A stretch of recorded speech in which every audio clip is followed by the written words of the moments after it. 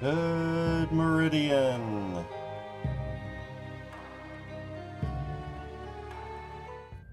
How's everybody doing?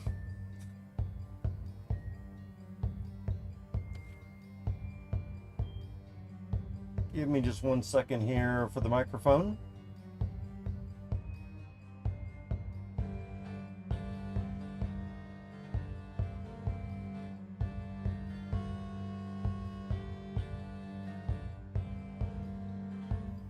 Oh, there we go. We're sailing in on the docks. Our second stream. Let's check out what's going on here on the stream. Make sure that we are live.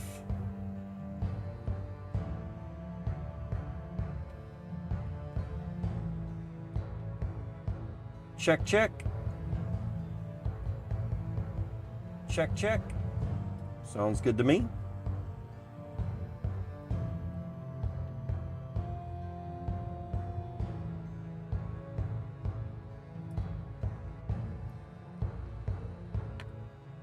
Good Meridian, everyone. Good Meridian. Whether that is AM or PM for you.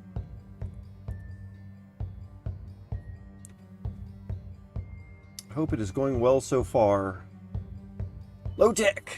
Ahoy, matey. I don't know if I'm still awake. Oh man, low tech. Are you still awake from last night? Oh my goodness. What time zone are you in? What part of the world are you in?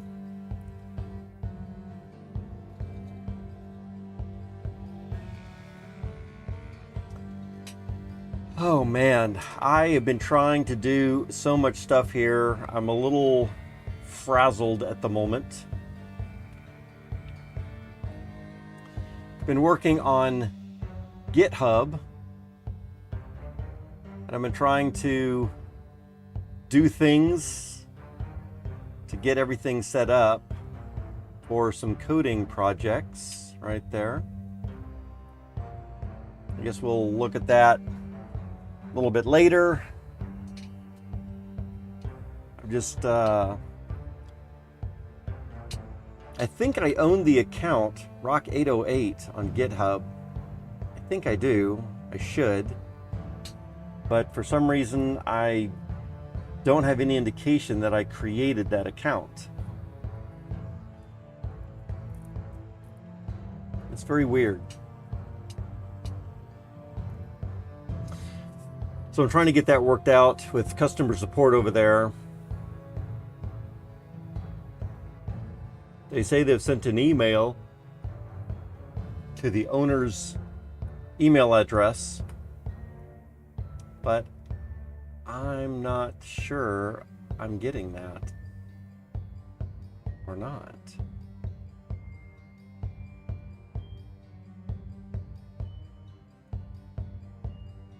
So very odd situation.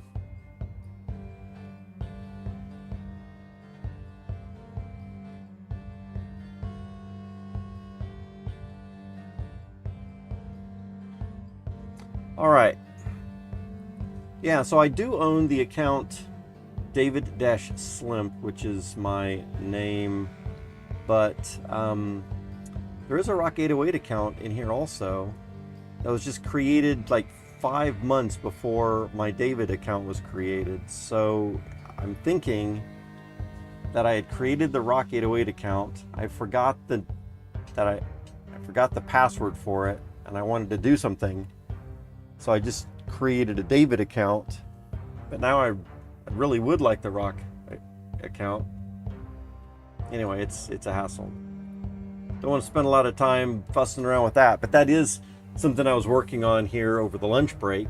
There's lots of other things to do, as y'all can imagine, with physical life space. I almost feel like I need a personal assistant, and it's not just for this stuff. Just for many years, I have so many things on my plate. Sometimes I feel that an assistant would be good. Sordo Fritz, caught you at the beginning. Yes, you did. In fact, this is the very beginning. We're still even getting set up here. I guess we're 5 minutes into it. And haven't really done much yet. So yeah, you are at the very beginning. TuneFit says, wow, what an AMA. Indeed. Y'all want to talk about AMA stuff this early in the stream? We certainly can. I think everyone is hyped up about it. There wasn't, I wouldn't say that there was a whole lot of alpha dropped. Would you, TuneFed? Would you say that there was a lot of alpha? I do know that there was a lot of good information, a lot of tidbits, right? A lot of little tidbits here and there. Maybe qualifying a little bit more of things that we already knew, maybe hammering a few things out a little bit. TuneFit says, you know what I want to talk about? You know what I want to talk about? It's what's in the Medium article, the list of Play Garden launches. Yes, I have that right over here, actually. Yeah, this was one of the things that I definitely wanted to drop. Not drop, I guess, but this is one of the things that I definitely wanted to spend some time on. Hey, Mystical Meows, welcome on in for this. So I tell you what, you know, we're here. We've been on stream for 5 minutes already. That should be enough time, right? Give people 5 minutes should be plenty enough time for everyone to get here and settle in. Dude, if you're not here in 5 minutes, what are you doing with your life? Right? Go back and watch the stream from the beginning. 1.75 speed, as Grady says. Yeah, let's talk about this a little bit, TuneFed. So I'm super hyped up. I have not read this. I'm going to go ahead and read this out to y'all in case you are driving or doing chores or whatever it is. I have not read this yet. So let's see what's going on here. Lowtech says, all the cool kids are here. Absolutely right. Grady said he was on his way in a minute. He had a few things that he needed to do as well in physical space. So he'll be showing up shortly as well. Well, I'm sure he's going to jump on. In fact, to get prepared for that, I should probably come over here. Yeah, crazy. I'll jump on before catching up with a few things. So let me jump into the lobby just so whenever he gets here, we will be ready for that. But let's talk about DeFi Kingdoms Serendale Clayton launch details, folks. Sit down, buckle up, strap in. What is going on? There was a lot of good things talked about in the AMA itself. We're going to get to those shortly. I have a little list over here. It's a short list, maybe eight to 10 things that I wanted to bring up from the AMA. But let's read this and see what it has to say. So we know that first off, let's calm our excitement down a little bit. I am so excited. Deep breaths. So we've got the AMA today on the 10th. And on the 21st, it's 11 days, we're going to have new Serendale launched on the Clayton blockchain in 11 days, right? Week and a half. Coming up very soon. Clayton blockchain. Not a lot of time. So here we are. Serendale relaunch on Clayton Monday, November the 21st. As we announced earlier this week, DeFi Kingdoms Serendale will be relaunched on Clayton on Monday, November 21st, 2022. While our initial launches on Harmony and DFK chain started small, the Clayton launch will include many of the features of Serendale that you already know and love. This article will outline our launch plan, but feature ability is subject to change. So this is one thing that we were really skeptical about here at the beginning, right? I was not here for the original Harmony launch, right? Way back a year and a month ago or so. Right?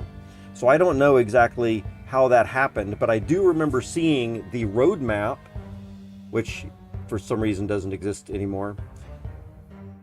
And the roadmap had planned out, you know, that we see this feature, we see the next feature, we see the next feature as the team continues to build from the ground up, right?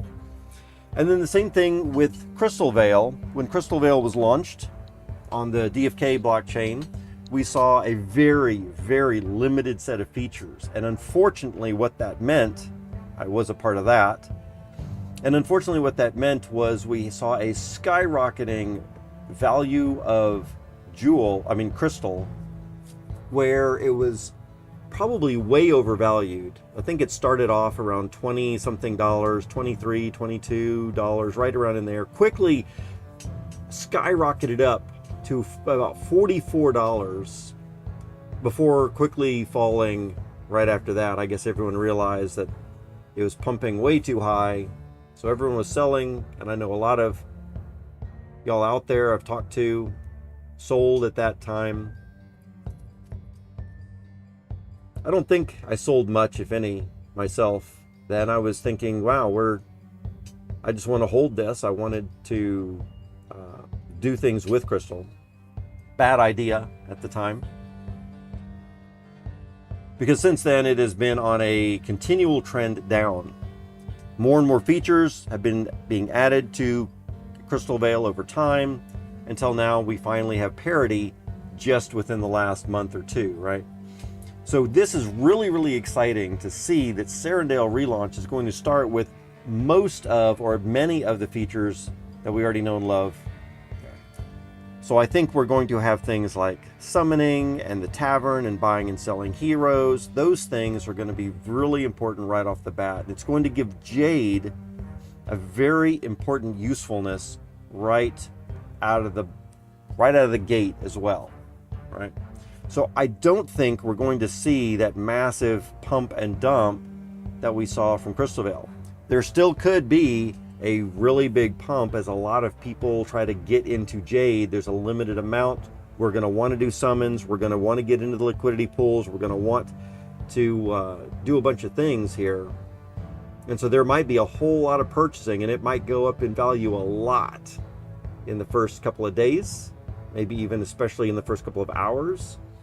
There might be a bit of a dump there as well, as if it does skyrocket way above what it should be, that some people will try to sell and make some profits. I would be prepared for something like that. And this time I am going to be selling myself if I start to see that kind of thing happening and we see some kind of super spike there at the beginning. I'll be like, well, I'm going to sell out of this. I'll buy back in a little bit later when it's lower. I do know that we're going to want Jade right out of the gate, so it's going to be a little tricky. For those of you that might not want to worry about timing that market or getting caught on the wrong side of a trade, I hate to say it in a way, but it might be more relaxing and less stressful to just sit out the first couple of hours, 6 hours a day, something like that. In a way, I hate to say that because there's a lot of opportunity to be made in those first few hours, right? I think there's a whole lot of opportunity to be made. And so as long as you're doing, quote, the right thing, whatever that happens to be, we don't know exactly yet. And I think a lot of us are kind of degen to the point where we would want to be in on something like that and play in that chaotic marketplace as well, right? It's fun. There's opportunity. It's a game. Just playing in that chaotic marketplace is a game on its own. So I don't really want to discourage people from doing that. But if that's not your style, if it stresses you out, if you're worried about that, if you're so worried about losing money, then I would say it might be safer just to sit out for a little while, right? But if you are game for that kind of thing and you are not too worried about the risk, then by all means, it should be fun, exciting, ape into it at the beginning, and we will have fun with that. So, next paragraph here. DeFi Kingdoms, Serendale will feature new look for your old favorite NPCs and a map made up of familiar elements with some updated sections designed for this new Clayton, or this new launch on Clayton. Very cool. Expected phase 1 features available on launch. Available on launch, guys. Locked jewel and land snapshots and airdrops. On November the 14th at 12 p.m. Eastern Time, a snapshot will be taken of all the locked jewel and land ownerships. This is on Harmony, by the way. On November the 14th, the snapshot will be taken on Harmony. This data will be used for airdrops in Serendale and Crystal Vale. And transfers made after that time will not change the recipient address. For more details on this conversion of locked jewel, see the updated tokenomics schedule. They mentioned this in the AMA, and I really wanted to stress this. This is one of the bullet points that I have in my own notes for what to talk about today after their AMA, and that is, guys, be super, super, super careful. We still have, technically, we still own things on the Harmony blockchain. Land, locked jewel, these type of items. There's going to be a snapshot taken on November the 14th. One of the examples that they gave in the AMA was, if someone is trying to sell you locked jewel or land or something like that, and even if they transfer that to you after November the 14th, 12 p.m., do not trust it. Do not trust it. Snapshot is taken at 12 p.m., November the 14th. By the way, guys, some of us, I wish they wouldn't do 12 p.m. Believe it or not, there are some people that don't, they're not very quick at keeping in mind that 12 p.m. means noontime in the middle of the day, right? A lot of times people think of PM as nighttime hours, and so 10 p.m. is a nighttime hour, 11 p.m. is a nighttime hour. 12 p.m. though is the noon, middle of the day hour. 12 a.m. is the midnight hour, right? 12 a.m. is the midnight hour. I know it's confusing for a lot of people, and so I wish they would do something like 1 p.m. or 11 a.m. Something like that would make it a little bit better. Romario Raven says 6 p.m. for me. Yes, very good. Different time zones, of course, but when they say something like PM, sometimes I feel that some people might say, oh, that's at night, in the middle of the night. No, it's not in the middle of the night. It's in the middle of the day, Eastern time. Just keep that in mind, guys. Let's see. A snapshot will be taken of all that on the Harmony blockchain. If people are trying to sell you that stuff, after that, be careful. This data will be used for airdrops in Serendale and Crystal Vale. Any transfers made after this time will not change recipients. So if Joe Blow sends you locked jewel or land after that time, Joe Blow still owns that locked jewel or land. It is not yours. Airdrops of the following will take place on November the 21st. So we will get airdrops. Let's take a look at this chart, or the calendar again. So on November the 24th, or on November the 14th, which is in just a few days from now, right? This coming Monday. That's when the snapshot is going to be taken. So after that time, for that rest of that entire week, do not trust anything that someone's trying to do with you on the Harmony blockchain. On November the 21st, that next Monday, this is when we are going to see the airdrops coming to us. And on November the 21st, we are going to get unlocked Jade on the Clayton blockchain. We will get unlocked usable Jade on the Clayton blockchain. Vesting Jade also on Clayton.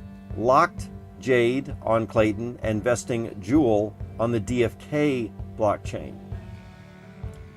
The vesting amount, I'm pretty sure, correct me if I'm wrong, anybody, but I'm pretty sure that the vesting amount is going to be very similar to what we see in the jeweler under the X Crystal section for airdrops, where we see that we've got some value in here, where we have a starting and an ending and a note X jewel holding, and I am due under my account emissions backdate for something here. And so we have you have 18.78 unvested X Crystal that I have to wait to claim, and it is vesting over time. And so on a regular basis, I can come in here and claim some of this vested X crystal, right? So I'm pretty sure that what they mean by that here is that the locked jade, of course, is going to be locked away for some amount of time. We do not have access to it for maybe a year or some number of months at least, right? But the vesting jade and the vesting jewel are going to be dealt out to us slowly over time, starting immediately on November the 21st, just like we see the unvested becoming vested over this certain amount of time here. Correct me if I'm wrong, anybody out there, but that is my understanding of what that means very specifically, all right? Airdrops of locked crystal on the DFK chain and Serendale land on Clayton will take place on a later date, all right? So we're not gonna get access to the locked crystal and the land quite yet on November the 21st. In other words, on release day. I think that's okay. We've got plenty of stuff to deal with on November the 21st besides needing to worry about land or additional locked crystal. We already have some locked crystal, right? I've already got 4,400 locked crystal over here. I've already got some, already working with it. Bridges. The dockmaster Maria has been preparing to open the docks and will have bridges for tokens, heroes, and pets, all available at launch. Tokens and heroes and pets all being bridged right away, right? So again, these are things that we're expecting on phase 1 features on launch. Bridges of all of those items. Nice. Bringing heroes, bringing pets, a big deal. Marketplace and the decks. Of course, we've got to have the marketplace and the decks. Buy and sell jade, game resources, other Clayton tokens via the trader Matoya on our new Clayton decks. Absolutely. I think that's going to function very much like the decks that we've already planned. TuneFed says, here comes the good stuff, the gardens, folks. The gardens is our next topic right here. The gardens will offer incentivized pools that emit jade tokens as reward, right? Which is going to be good. That's going to be our power token, our game token that we need to buy heroes, summon, all the other kind of things that we need to do in the game are going to be used with this new jade token. So we're going to want some of that. We're going to want access to it. How do we get it if we don't want to be buying it on the decks? Gardens. Going to offer a few incentivized pools. There will be both unlocked and locked jade rewards, just like we see in Crystal Vale from the gardens. We get a portion locked and a portion unlocked with an initially high emissions rate that declines with after each epoch. Again, it sounds to me, unless I'm mistaken here, guys, I'm sure y'all will correct me, but it sounds to me like it's exactly working like it does in Crystal Vale, right? You have a portion that's locked, a portion that's unlocked. The unlocked portion gets bigger each week that goes by, each epoch. Garden missions begin 24 hours after vesting. The locked jade airdrops have been completed. So what this also tells me is that garden emission, that on the very first day, we're not going to have to scramble on November the 21st. If you can't make it, or you're a little slow, or there's congestion on the network, that's okay. We don't need to make a mad, chaotic dash. But garden missions will begin 24 hours after vesting, and locked jade airdrops have been completed, right? So probably on this 22nd is my guess. We'll start to see garden emissions. This gives everyone a nice, easy time, 24-hour period to get in there. I think that's really good. Because I remember on Clayton, on Crystal Vale, everything was so chaotic there in the first hours, and there was some frustration about everyone trying to get in there right away. So here we've got initial pairings will be available in the garden as follows. Here we go. Jade and Jewel. Of course, that is one that I'm definitely going to get into right away. I really do think that Jade and Jewel is going to be a great pair to be in. I want Jewel, I want Jade, right? Jade and Clay, I can absolutely see that this is one also. I'm personally, at least at this moment, maybe I should hold up one of those signs. I'm not a big fan of Clay token itself, change my mind, you know? I do know that Clay is the underlying gas token on the Clayton blockchain, but I think that I only want to buy a little bit just to sell it, just to use it for gas. So unless someone can change my mind, I'm not sure why I would ever want to own more than 10 Clay tokens at a time. Just buy 10, spend it for gas, buy 10 more, spend it for gas, buy 10 more. Can someone change my mind on that, right? When we had the original Serendale on the Harmony blockchain, and during the original launch of the original Serendale, that was one of the only gardens that even existed. And so if you wanted to get involved in anything, then yes, you would need the Harmony 1 token. And so I think a lot of people aped into Harmony 1 and Jewel at that time, because that was the thing to be in. But we have so many other options now. I'm not necessarily sure that it's going to be that big, unless, of course, they specifically intend to highly incentivize it just to make sure that we pump up the Clay token as a, hey guys, here's our DFK game. We're bringing in a bunch of people. We're going to hype up the Clay token. Oh my goodness, Game Dizzy in the house. Game Dizzy, hi Rock. Hope you're doing well. Is X-Jewel expired now? Do I move things over to C-Jewel? Yes, you do, Game Dizzy. I am so happy to see you, man. Welcome on in. It has been a long, long time. Game Dizzy, we just had an AMA today, a little earlier from the DFK dev team. Lots of stuff is happening very, very soon. There have been many changes that have been made recently, all very good and positive. And the new Clayton blockchain is opening up on the 21st. So there are some things that you can do, Game Dizzy, if you're interested. I don't know what your time is like or how interested you are, but there are opportunities to win new Gen0s, which is, that's the piece to be involved in. Over here, you've got, another week and a half, or actually you've only got about 5 days for some of the items, for doing some of the things to get yourself in some raffle, in some different raffles for Gen0s. On the 21st, Clayton blockchain is opening, new blockchain, lots of stuff is happening.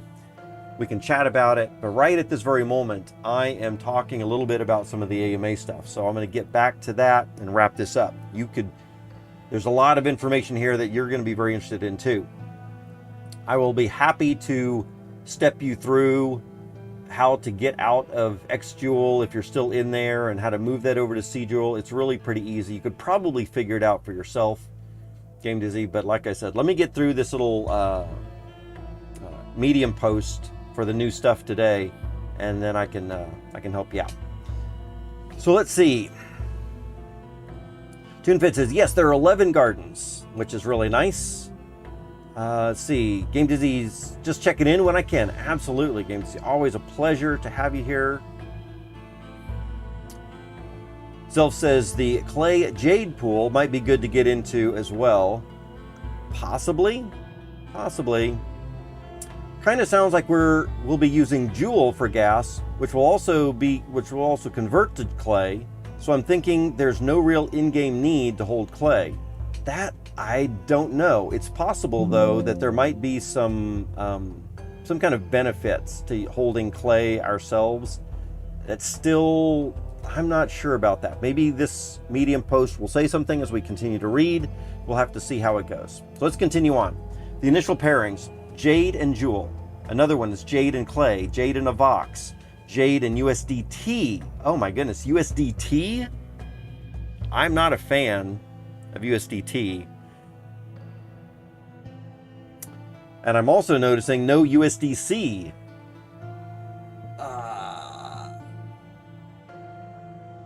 All right.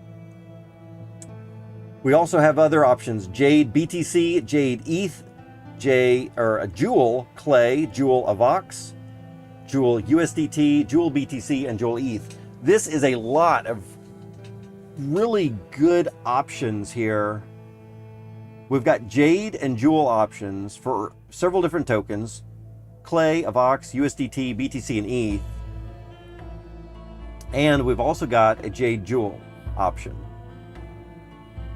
I know that some people might be saying that USDT might be a little bit better for some things. I'm happy to fight you on that. In everything that I've heard for the last year, USDT has not proven themselves very well by proving that they are actually backed by substantial real-world assets as much as USDC has. I know that there's been some people saying that USDC might be a little bit more in line with what the Fed might want, perhaps. But whatever the case is, I'm not sure that I want to get into something that's I feel as untrusted with USDT. Anyway, y'all can make your own decisions. I'm just not happy with that myself personally. But there are lots of other options that are going to be really good. So my first thought is Jade and Jewel. Definitely want to get into that. And then I want to hold Jewel more than Jade, probably, as far as like a long-term hold. Like if I'm going to put some money in gardens for months and months and months, it's probably going to be something like Jewel and BTC, or Jewel and ETH, probably, for a really long term. But also, it just depends on what the percentages of APR is going to be. I don't mind holding smaller percentages of some things shorter term as well. And we can always move that around. Of course, the percentages are always going to change that around as well, right?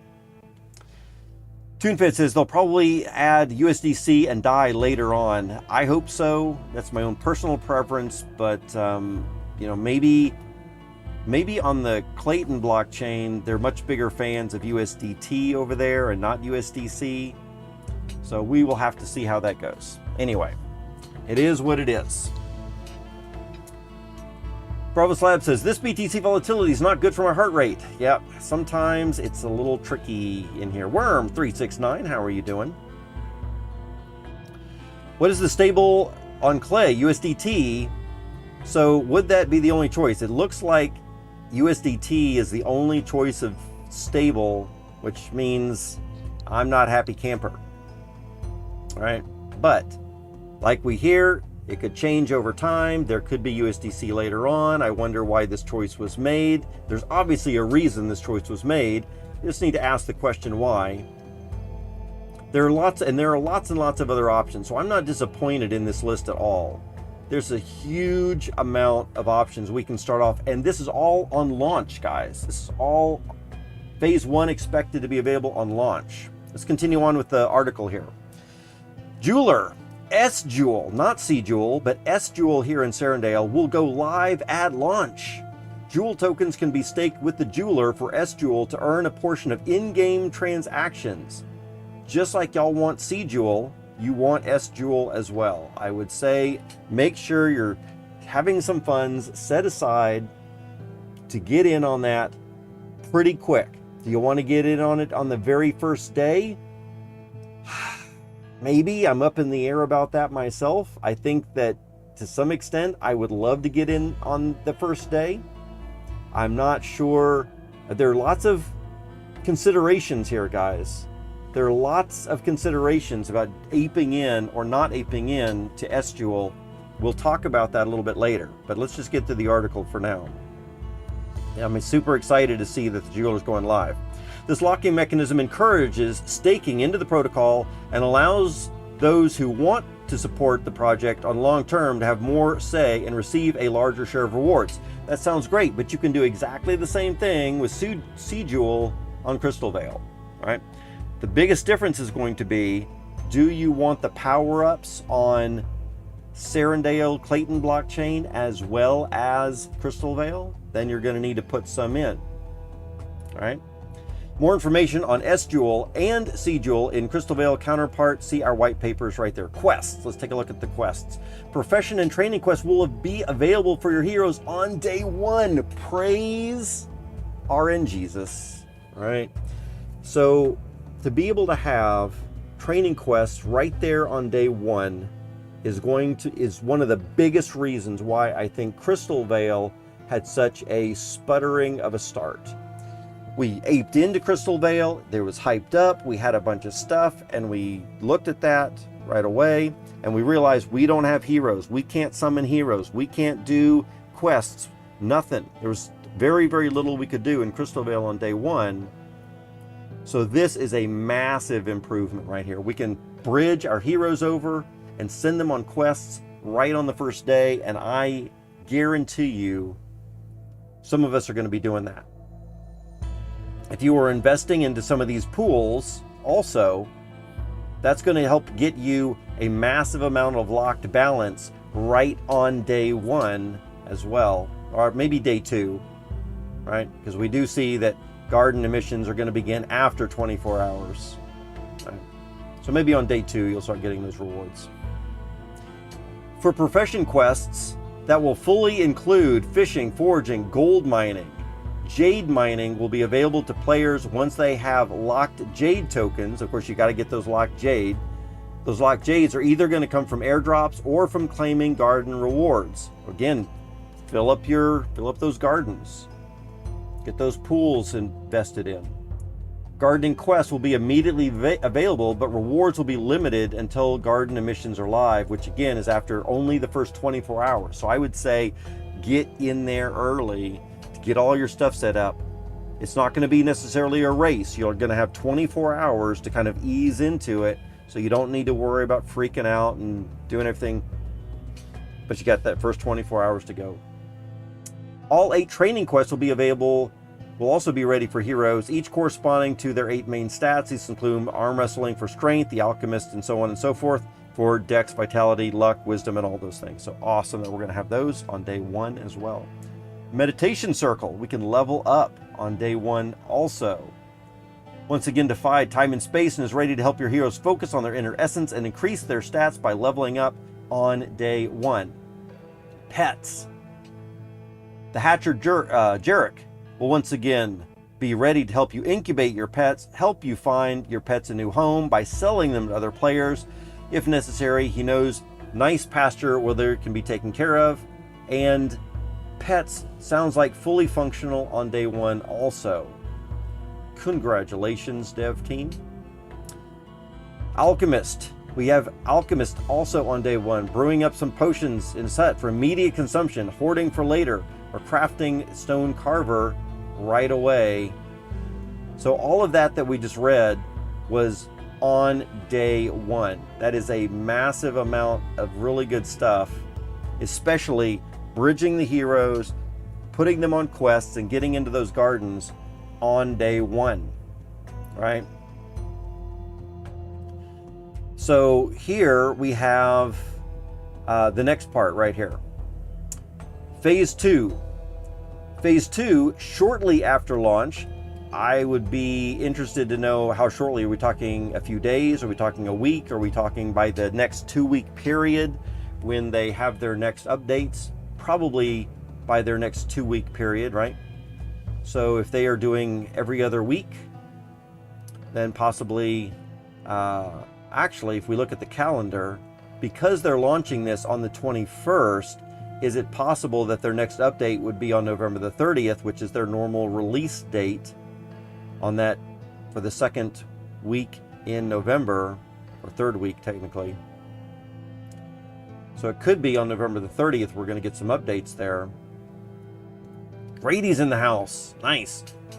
Grady, I'm trying to get to this Medium article, but I am in Discord. If you wanted to jump on and talk voice, I see you're talking a little bit about the Solana stuff. I'm not reading your message at the moment.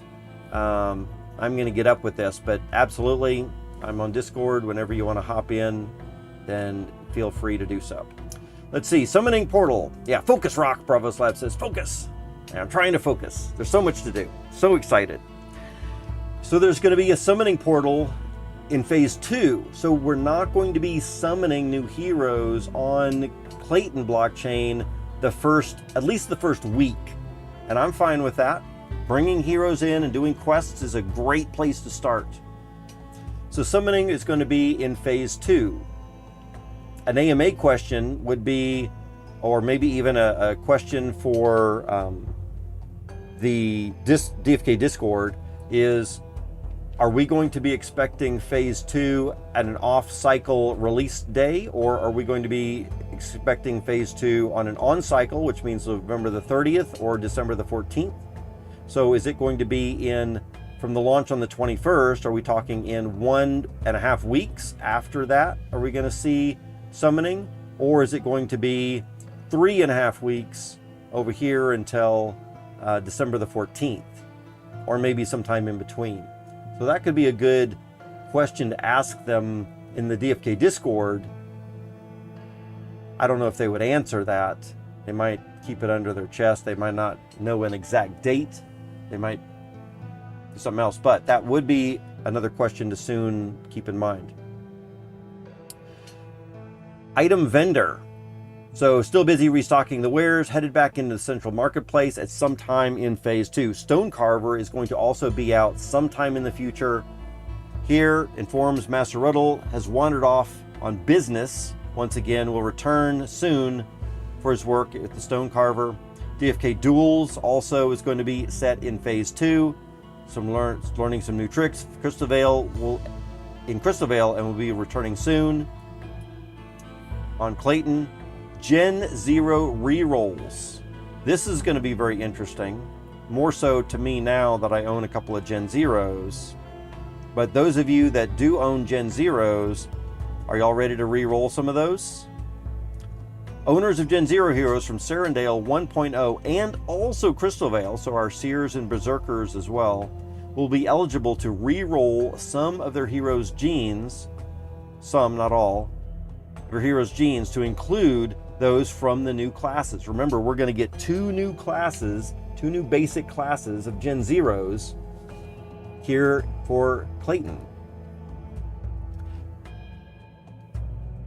Game Dizzy, if you are still listening out there, they are giving out 500 new Gen0s here pretty soon. 250 of them are going to be given out before, it's my understanding, they're going to be given out before November the 21st. So we only have a little bit more time to qualify for those first 250 between now and the 21st, right? So you still have a little time to qualify to at least get your name in those raffles. You probably won't have a ton of raffle tickets based on, or just,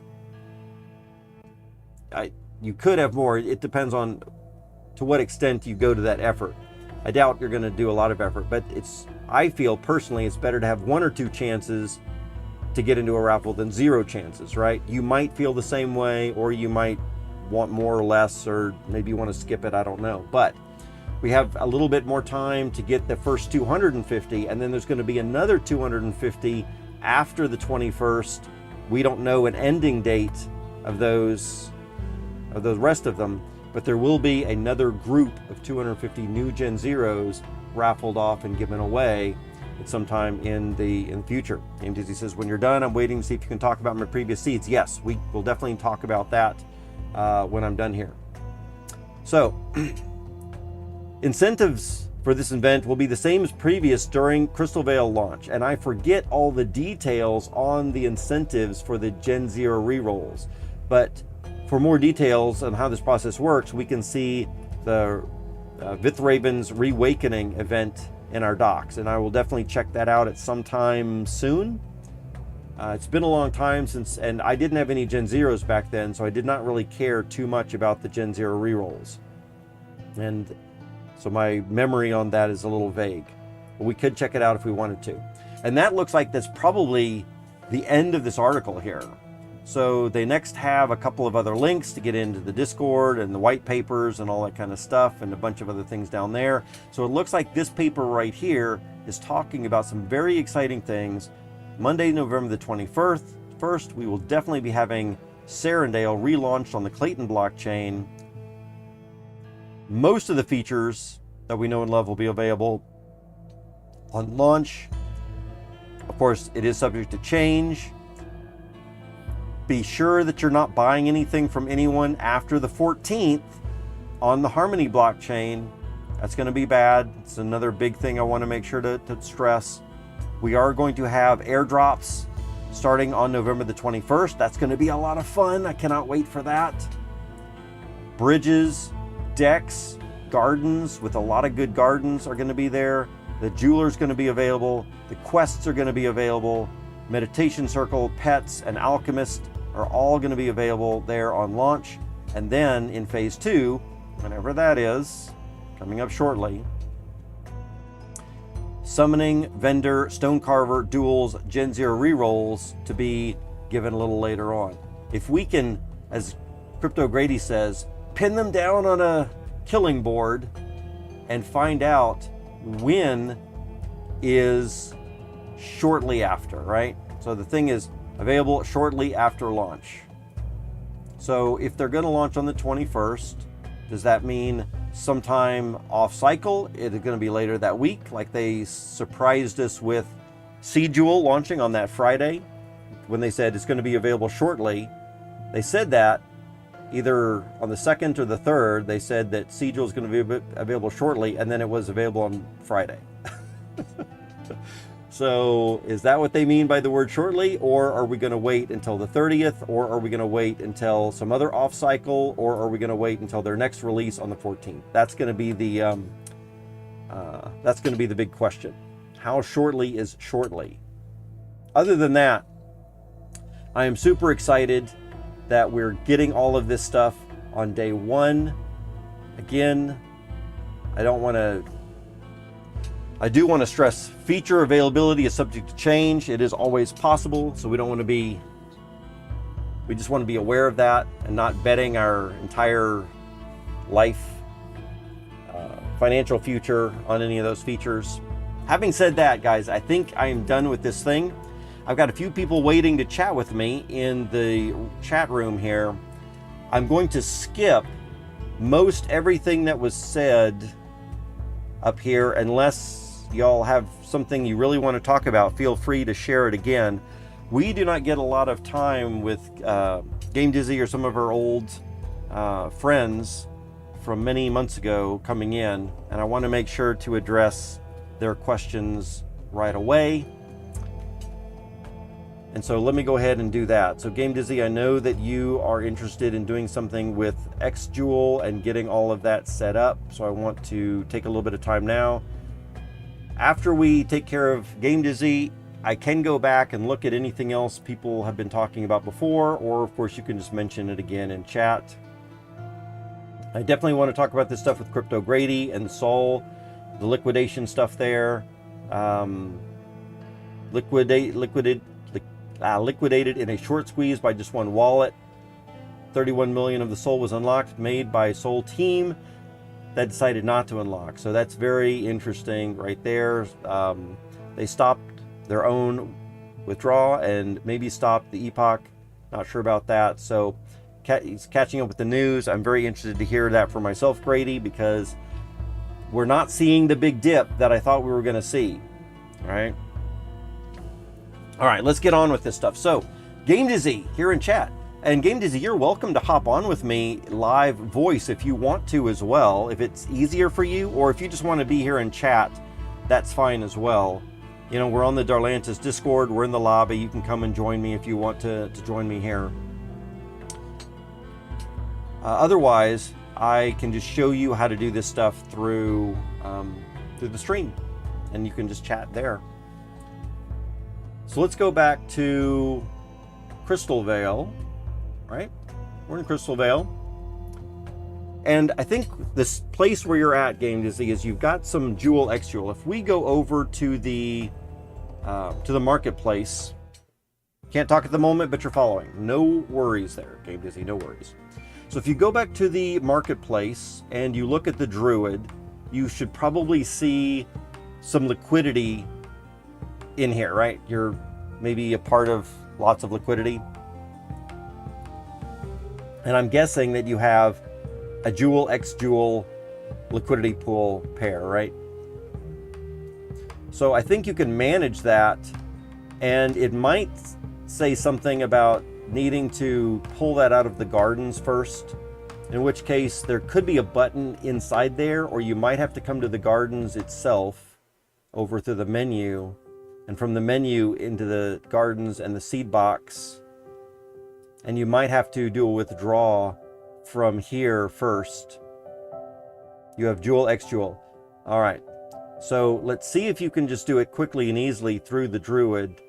And if you go into the marketplace with Jewel X Jewel and then into manage, do they have a way right off the bat that you can split those seeds, or is there a different button that you have in here to do something else? Maybe the other green button that you have will take you to the gardens right away, and then from there you can withdraw, or withdraw from the Jewel X Jewel pool. Or you might see this option here, no, nothing shows in here, so you think you need to withdraw. So in that particular case, you can come to the gardens on the side menu, and under the seed box, you can try to look for Jewel X Jewel. It's possible that it might not be in here, in which case you might have to come into Harvest, and then there's an Archived Gardens, perhaps.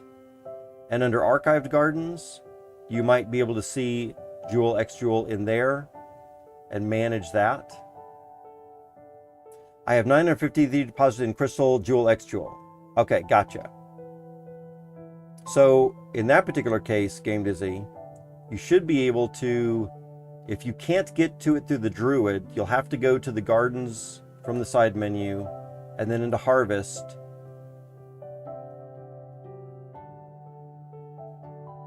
So how does the current seeds match to the new seeds now? The current seeds, not really sure I know how to address that. So the seeds that you have in X Jewel Jewel don't really match with anything we have right now, and that's why it's an archived garden that's like pulled off. It's not really active. And Game DJ says, should I withdraw all? Yes, absolutely. There's no reason at all. You're getting 0% APR. Nothing is being rewarded for people that hold Jewel X Jewel pool at this time. See, you're saying, meaning, for example, the 959 was worth 16K, for example. Sure. So the value of all of our cryptocurrency is down this year, right? So it doesn't matter if we had value in Bitcoin or Ethereum or Crystal or X Jewel or anything. $16,000 today, or I'm sorry, $16,000 that we put into something 5 months ago is worth like $1,000 today, right? So all of the USD value of all of that stuff is probably much lower than it was a while back. Those of us that stayed in, like myself as well, are feeling that pain from the down market. But all of your original seeds that you put in, so if you bought, 500 seeds of something, then you still have, if you bought 959 tokens, pool tokens, you still have 959 tokens. Absolutely right. Yep, you should still see all of those tokens. And then you can withdraw those. Should I create seeds or split the seeds? You should split the seeds. So if you're there already, you should be able to come over to the marketplace. And once you have seeds, you're going to want to manage, and you're going to want to split those seeds.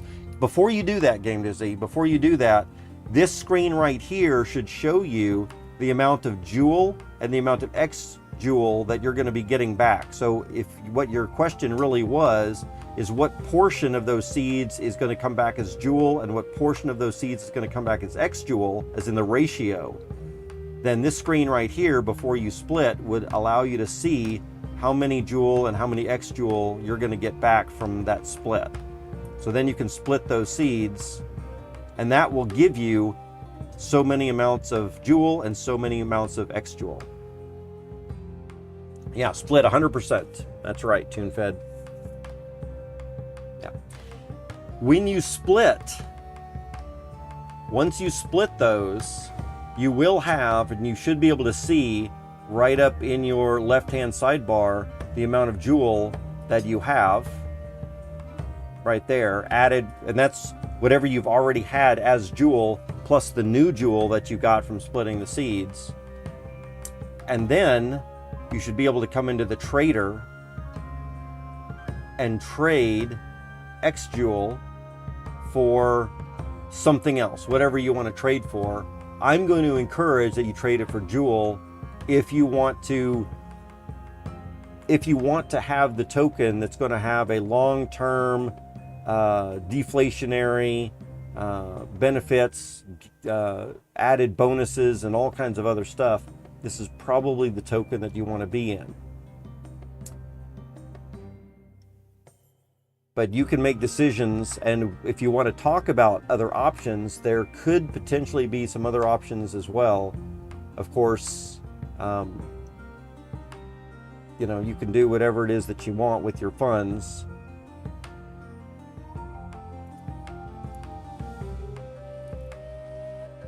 TuneFed is reminding us that if you do have a lot of X Joule, then you might want to bridge. And so I guess the next question would be, Game Dizzy, how much X Joule do you have?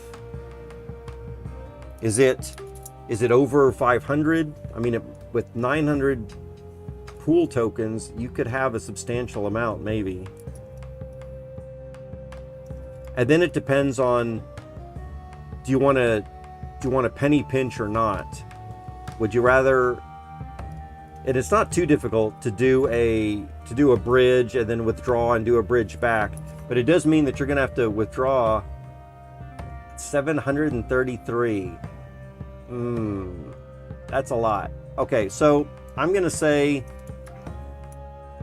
if you have the patience to follow me through a bridge over to Harmony and then back over to Crystal Vale, you're going to have to do a bridge, you're going to do a withdrawal in Harmony, you're going to have to do another bridge back to Crystal Vale. And if you're fine with that, then it might save you a handful of extra Joule, which could be, you know, up to $5 worth of value or something. But if you don't want to hassle that, the easiest thing to do would just be to trade your X Joule for Joule and not really worry about the extra hassle there. I'm going to wait for your reply.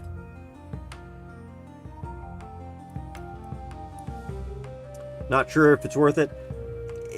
It's not too much of a hassle, but if you just want to do it quick, then trading it to Joule now is certainly the fastest thing to do. And even if there is a little bit of a difference, it's like penny pinching in a way. For people who might be concerned about an extra $10, you'd be like, oh man, you could save $10 by doing this. And for me personally, sometimes the hassle of jumping through a couple extra hoops for $10 is not worth it to me. Right? But for some people, $10 is a big deal. Yeah, so you might just want to trade your X Joule, and I would say trade max. There should not be any reason to hold any more X Joule. X Joule is really non-functional at this point, so you want to trade all of your X Joule back to Joule and then swap that out. TuneFit says, at the price of Joule, the difference might be a few dollars or something. Yeah, that's exactly right.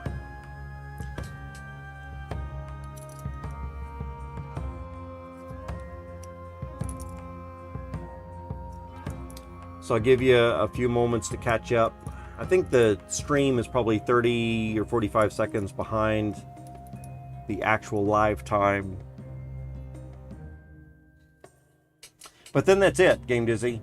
You now have the best token in the game right now, which is Joule, and you have a decent amount of it. It looks like you're going to have, if you got 733 of that, that means you're going to have about 13, you're going to have about 26,000 Joule.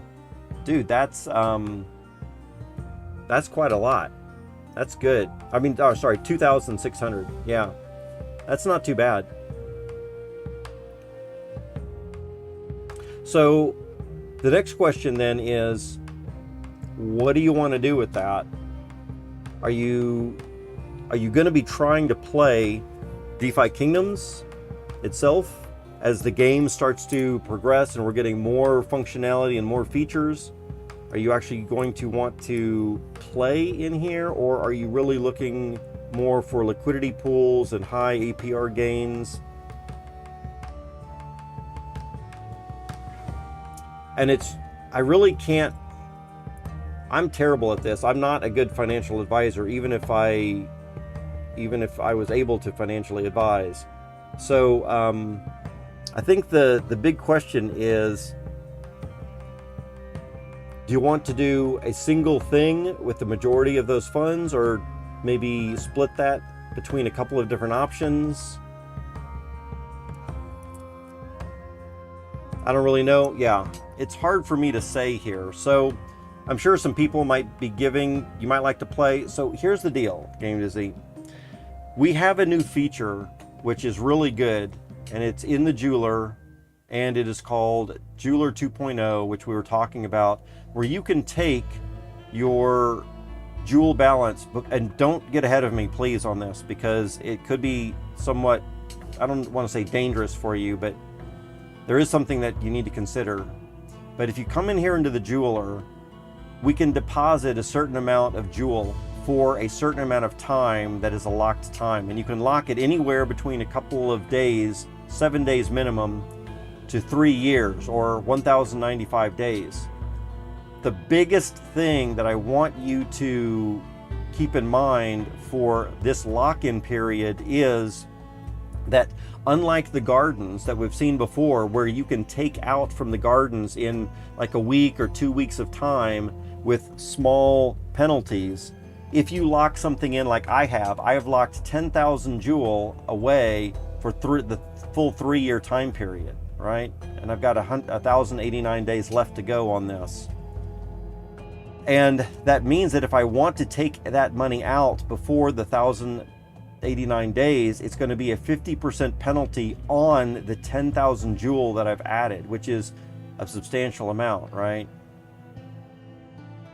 So if you do lock it away for 3 years, then for every Jewel you put in there, you get a C Jewel allotment back, right? If you put it in, and let me also show a spreadsheet to you as well. I don't know if your brain wants to handle a bunch of math right now, and if not, then we can talk about it again a little bit later, or you can not make any decisions right away and let this sink in. But I've got a little spreadsheet that allows us to easily plug in, if you put in X amount of Jewel for X amount of days, how much power is that going to give you? How much game power? And you can think of C Jewel on Crystal Veil Jewel as kind of an enhancement for things. C Jewel is going to give you voting power in DeFi Kingdoms, which you might or might not care about too much. C Jewel is also going to give you some percentage of daily fees from everything that's spent in the game. And so here I see that I've earned in the last like 6 hours or so, because of my 10,000 C Jewel, I've gained 4 Jewel in rewards as kind of my APR. The APR on this is fairly low and is probably going to continue to go down. I think the APR on this right now is like 60% APR, which is pretty decent. But if you're just trying to get APR rewards, there's going to be much higher APR, and there is, even right now, much higher APR rewards just by putting something in the garden. And when you do put money into the garden, you can withdraw all of that without much penalty much quicker, right? But the C Jeweler right here is something that I really believe in. If you want to be really playing the game a lot, it's going to give you power-ups that are going to really help you make more money down the road as well. And so I would really encourage that, if for anyone who's really wants to play, locking it away for 3 years as long as you can afford to not worry about that, and if you're actually going to play the game, then I think that that's going to be a really good thing to do. Here, as an example, if you've got 1,000 Joule and you lock that away for just 11 days, you're only going to get 10 C Joule. And if you're trying to get Gen 0s, like let me read back up here, what do I do? What do I need to do to get in the raffles for Gen 0s? C Joule is one of those things that you want to do, right? But if you lock away 1,000 Joule for 11 days, that's only going to be 10 C Joule, so it's in effect 10 raffle tickets. But if you lock away that same 1,000 Joule for the full 3 years, that's going to be 1,000 raffle tickets. That's a lot more opportunity for you to win. However, I wouldn't do all that necessarily right off the bat if you want your most chances to win a Gen 0. So if you want the most chances to win a Gen 0, there's several different raffles that are going to be happening, and you probably want to be a part of each one of those raffles. So there is going to be one raffle for putting your money into the jeweler. And so you're going to have 1,000 raffle tickets for this, or 10 or 100, or depending on how much of this you put in for how long you lock it in. So that's one way to get raffle tickets. Obviously, the more you're putting in for the longer period of time, you're getting a lot more raffle tickets in. The next thing that you are going to want to do is realize that there are raffles for summoning heroes and there's raffles for dark summoning heroes, which I'm sure you're familiar with normal summoning of heroes, where you put 2 heroes together and you get a little baby out. Dark summoning, I don't know if we need to describe that right now, except for the fact that it's a new way to summon heroes, but it burns those 2 heroes. All right, Grady, welcome on back. And so we have that other option for you to also get some raffles in. However, when new Serendale opens here in just a couple of days, on the 21st, then putting more funds, these same Joule, into the S Jeweler on Serendale is also going to get you raffle tickets there as well. And also you're going to want to summon and dark summon on Serendale also. And so if you want all the opportunities to get Gen 0s, I would say you're going to need to end up putting some funds into the C Jeweler here on Crystal Vale. You're going to need to save some Joule to put Joule into Serendale's S Jeweler. You're going to need to do some dark summoning on Crystal Vale. You're going to need to do some dark summoning on Serendale. You're going to need to do some normal summoning on Crystal Vale and also on Serendale. So all of these options are going to get you opportunities to do your Gen 0s, right? Yes, you've done some summoning. You have 3 heroes. So Game Dizzy, was that summoning done since October the 18th? Only summoning done since October the 18th qualifies for the raffle tickets for these Gen 0s. So you're asking, so what do I do with my current crystal balance and what happens to my locked crystal? So your locked crystal that's here and your current crystal balance, that can be used in the game right now for whatever you want to do. You could convert crystals to into Joule and do something there, or as TuneFed is saying, you could spend that crystal to do some more summons. You could spend that crystal to do dark summons, which, by the way, dark summons costs 1/4 of what normal summons cost, although it's important to tell you that dark summons also burns or destroys the 2 parents. I wouldn't really do too much dark summons, to be honest, but doing 1 or 2 of them might be good to get you those chances at the raffle tickets for dark summons, right? But since they do burn heroes, also heroes are very inexpensive right now. I'm not sure when you were last looking at heroes and how much they were, but if we come over to the tavern and look at the agent right now, you can buy heroes for 34 crystal. And with the price of crystal right now, 34 crystal times 22 cents each, you're talking about $7.50 for some heroes. So if you just buy a couple of cheapo heroes and summon with them, or buy a couple of cheapo heroes and dark summon with them, that could be just enough to get you in on some of those raffle tickets, right? Let's see. Got it. So the only thing being removed from the system is X Jewel. Yes, that is correct.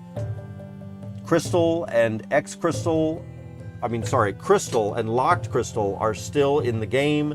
That is perfectly fine. The only thing that we are getting rid of is X Jewel specifically, right? So there are gardens that are still available right now. If you come over to the gardens and look at the seed box, X Jewel pool is going away, but there's a pool in here right now, Crystal and BTC, that's 128% APR. So if you're only looking for super high APRs, that could be one to get into. There is Jewel and USDC, there's Crystal and ETH. These should be around for a while. They're giving you about 85% APR for a lot of these, and some APRs go down and down into there, right?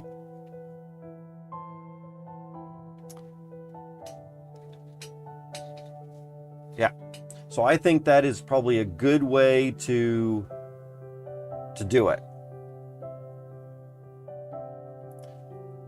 If you're trying to get the best opportunities for the Gen Zeros, I would say spend some of that crystal, buy some heroes, do a few dark summons, a few normal summons, but save some of that money to get it over to Serendale on November the 21st when that new Serendale opens. And then you're going to want to put some of that jewel into S Jewel, and of course you probably want to put some of that jewel right now possibly into the jeweler here.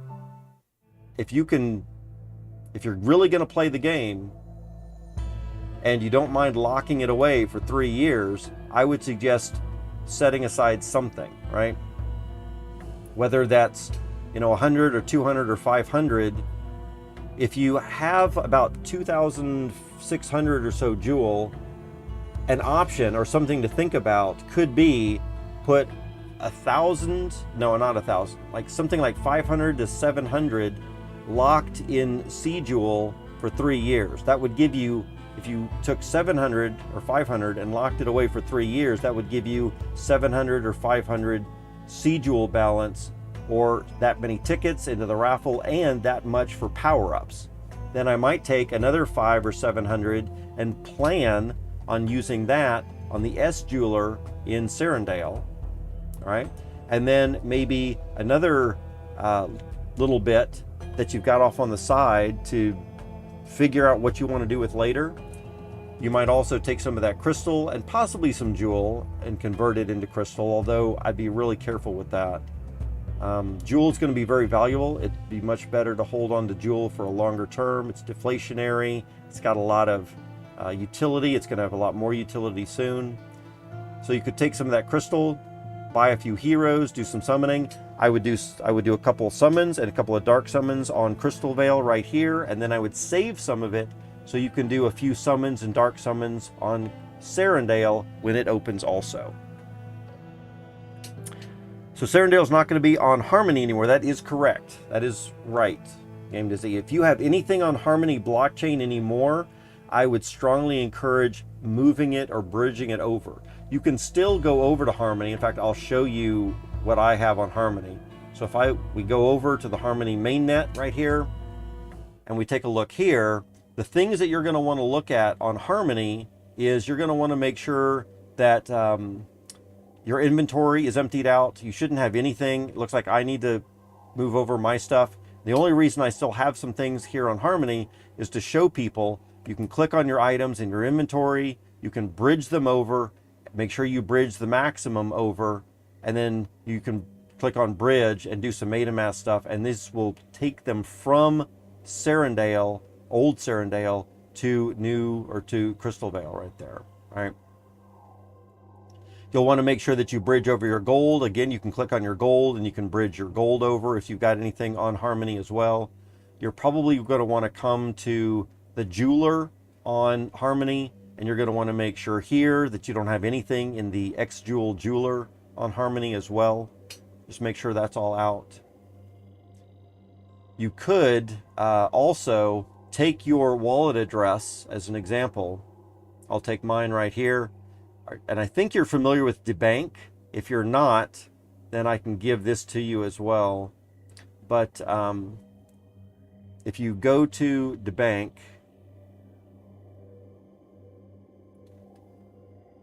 let me drop this link into the chat room for you. So here's a link to DeBank. And so what you can do is you can put your wallet address. Let me capture my wallet address here. You can put your wallet address into the search bar up at the top and open it up. And this will show you what funds you have in all of these different blockchains for that wallet address. And you can see right here that I've got $45 of value in Harmony still right now on this wallet. And then you can come down here and you want to look at the little symbols in the upper right. So there's a Harmony symbol right there. I've got some stuff on Polygon. I've got some stuff on Avox. This little C, this little gold and green C is for the DFK blockchain. So it looks like I've got $500. I've got 500 USDC1 tokens, which are now almost worthless because of the Harmony bridge hack a little while back. So that 502 USDC, which should be $502, is really only worth 45, just because of the bridge hack from Harmony. But if you're in liquidity pools or something else like that, or you have other tokens, you might be able to see those in here as well. Look for the little Harmony symbol and see what else you've got. It's still possible, of course, for you to look at Firefox. And if you're on the Harmony blockchain coming under assets, and you might see, like here I've got 502 USDC, or do I have anything else here under the Harmony blockchain under assets? And maybe I would want to click on those and say send to my other wallet or to something else, right?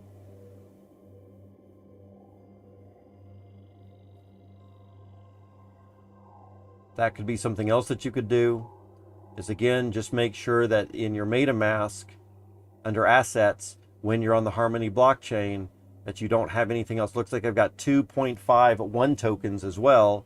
I'm just going to keep that in here for gas in case I ever need to do anything on the Harmony blockchain again.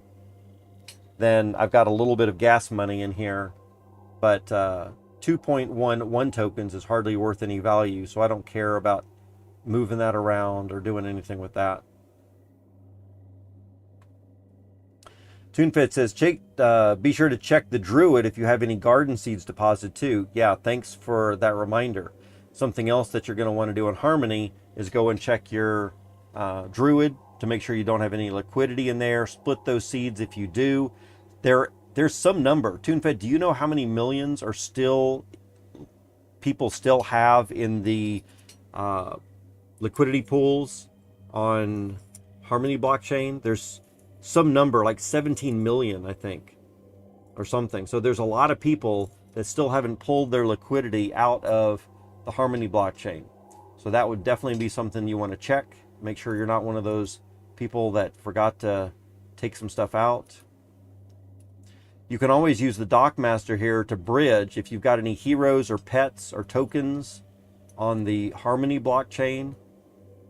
You can always use the bridge tokens, bridge heroes, bridge pets to get that stuff out when you're visiting this here as well.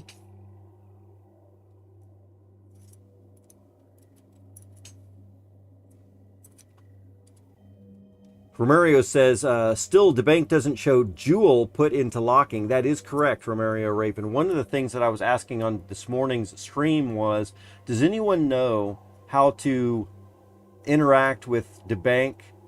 I mean, here I'm seeing that they have a way to submit a protocol integration proposal here. I guess if we had something that we wanted to add, submit a token proposal here, view all supported protocols. Does anyone know how to go about possibly getting the bank to update their stuff to show C-Jewel deposits. I'm sure there's someone in the DFK community that's kind of done this before. Game Dizzy says, I think we'll need to look into it more and understand my next moves. Yeah, if you want to ask me questions, if you've got questions right now, Game Dizzy, you can always ask. If you need to think and consider stuff, of course, you're welcome to come back later and ask. You know I'm always here available for you, man. I really appreciate taking the time. Yes, absolutely, Game Dizzy. I'm glad you stopped by, and I'm glad that I could help you out. Absolutely.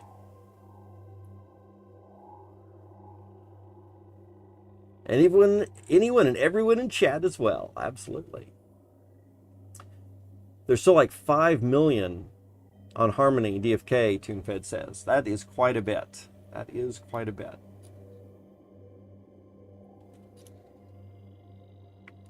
All right, let's flip over to DFK chain.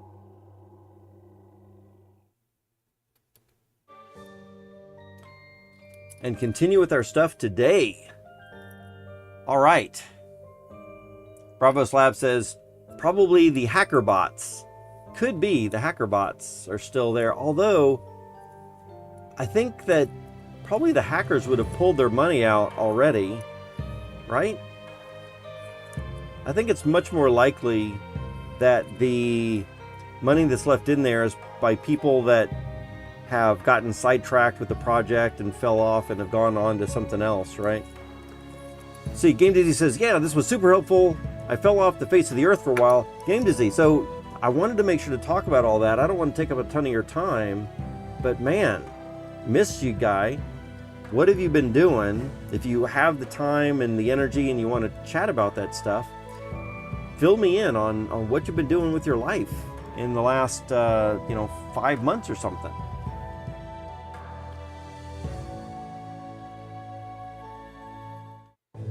What projects? Oh, Game Dizzy. I don't know if you've heard. One of the main things that I'm looking at doing right now is we're installing Visual Code Studio, and we're going to start programming blockchain code stuff. We're going to be interacting with the DFK blockchain. We're going to be building our own games. We're going to be trying to monetize some games as well, using DFK assets and all that kind of stuff too. I'm already looking into Solidity coding and all this kind of thing. It's going to be very interesting over the next few days here. We've already got some sample code and some projects that we're looking at. We're going to be checking out some of these things, interacting with it. It's going to be very interesting. Mostly Python and JavaScript is, I think, that I'm going to be working in myself, and Solidity as far as the programming side of it goes. And I know that you were kind of interested in that kind of thing. You made some games for Sandbox and integrating all that. I don't know if you know a whole lot of coding. I forget if you had said you did or not. But I'm also very interested in hearing what you have to say about your own life. Let's see. Romario says, Rock, in this week I managed to get from questing 2 eggs, 1 more garden, and 1 from fishing. Wow, that's great. Eggs are going to be super fantastic. Umar says, good refresher. Yeah, thanks. Game Dizzy, been super busy with Sandstorm, really. Okay, cool. I'm glad that you're still involved in that. Took up the new role for CTO. Are you serious? Congratulations, man.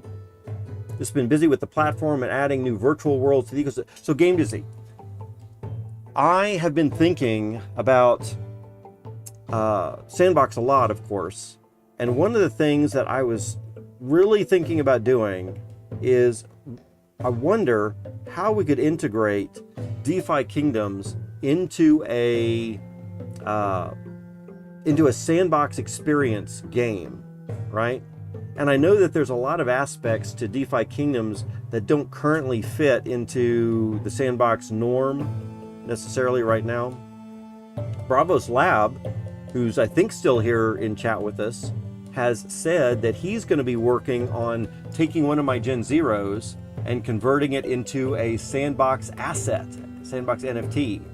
So I don't know which one he's going to do specifically, but I think it's going to be this Berserker right here, or maybe this one. And so he was talking about making a sandbox NFT out of this Berserker, which I thought was really cool.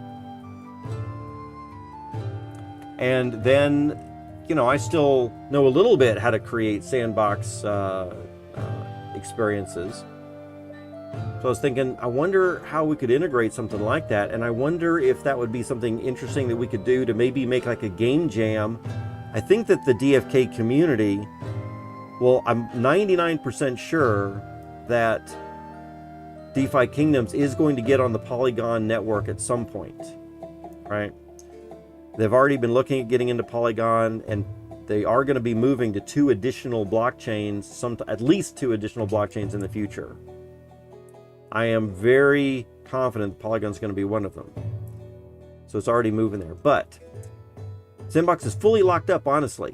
And when you say fully, you say Sandbox is fully locked up? And I'm not sure what you mean by that. Do you mean that they're not allowing new content in there? I mean, obviously, Sandbox is a platform where we're going to be able to build our own experiences. So I'm not really sure. They're not really open to integration. Of course, there are workarounds, like the visual stuff. Yeah.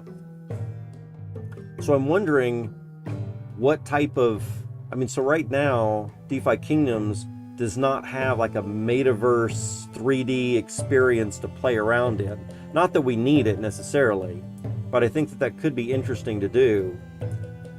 And so even if it's not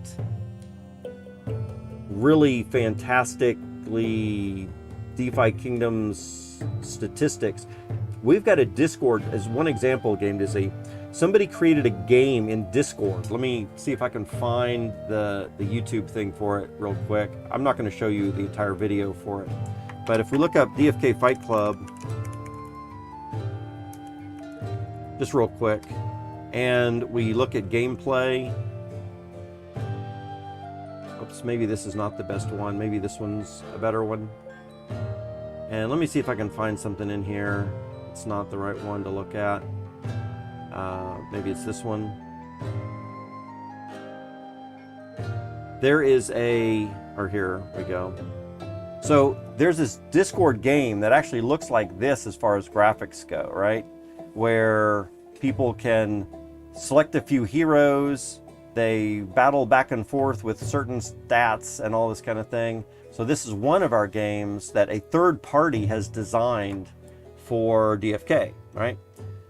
And it's played through Discord. In Discord, you select your moves and you choose what you want to do, and then there's a video that's created where you can see the battles that go back and forth. And so even if it's not fully integrated into Sandbox, there could be something done. So anyway, that's something we could talk about a little bit later if you wanted to. It's something that I'm really interested in. I think would give both projects kind of a common ground that we could work on there as well. They're not really open to integration. Of course, there's workarounds, all that kind of stuff. Absolutely. Bravo says, yeah, Dizzy, that's what I thought, would be making assets on VoxEdit, then coding our own game on Unity for those assets. Yeah, that would be really cool too. Yeah, they're not allowing, quote, integration. That's fine. And what I was trying to show there, Game Dizzy, was that, you know, the game that was just there in Discord by a third party creating that, they're still making money. So they are making money by charging 15 crystal entrance fee to tournaments that they have once a month. So people pay up this 15 crystal to get in these tournaments and then go and play these Discord games. And there's a lot of hype around that. And then there's prize pools that you could win. Some of those prize pools are pretty nice. Some of those prize pools include a bunch of crystal tokens, as well as Gen0, or the ability to use Gen0s to summon new Gen1s that you can have in your wallet. A bunch of other stuff there as well. So that could be another way to make money if you, Game Dizzy yourself, are thinking about doing a little something or looking for more income revenue avenues. See, it says, I will be creating a Fall Guys version of the Dizzy Cubs. Oh, nice. That sounds cool. I'm excited to that. Game Dizzy, do you have a link for some of this stuff? I'd love to show that. I'm sure other people would be interested as well. Mario Raven says, imagine 300,000 avatars for DeFi Kingdoms on Sandbox. Wow, that's crazy. Yeah.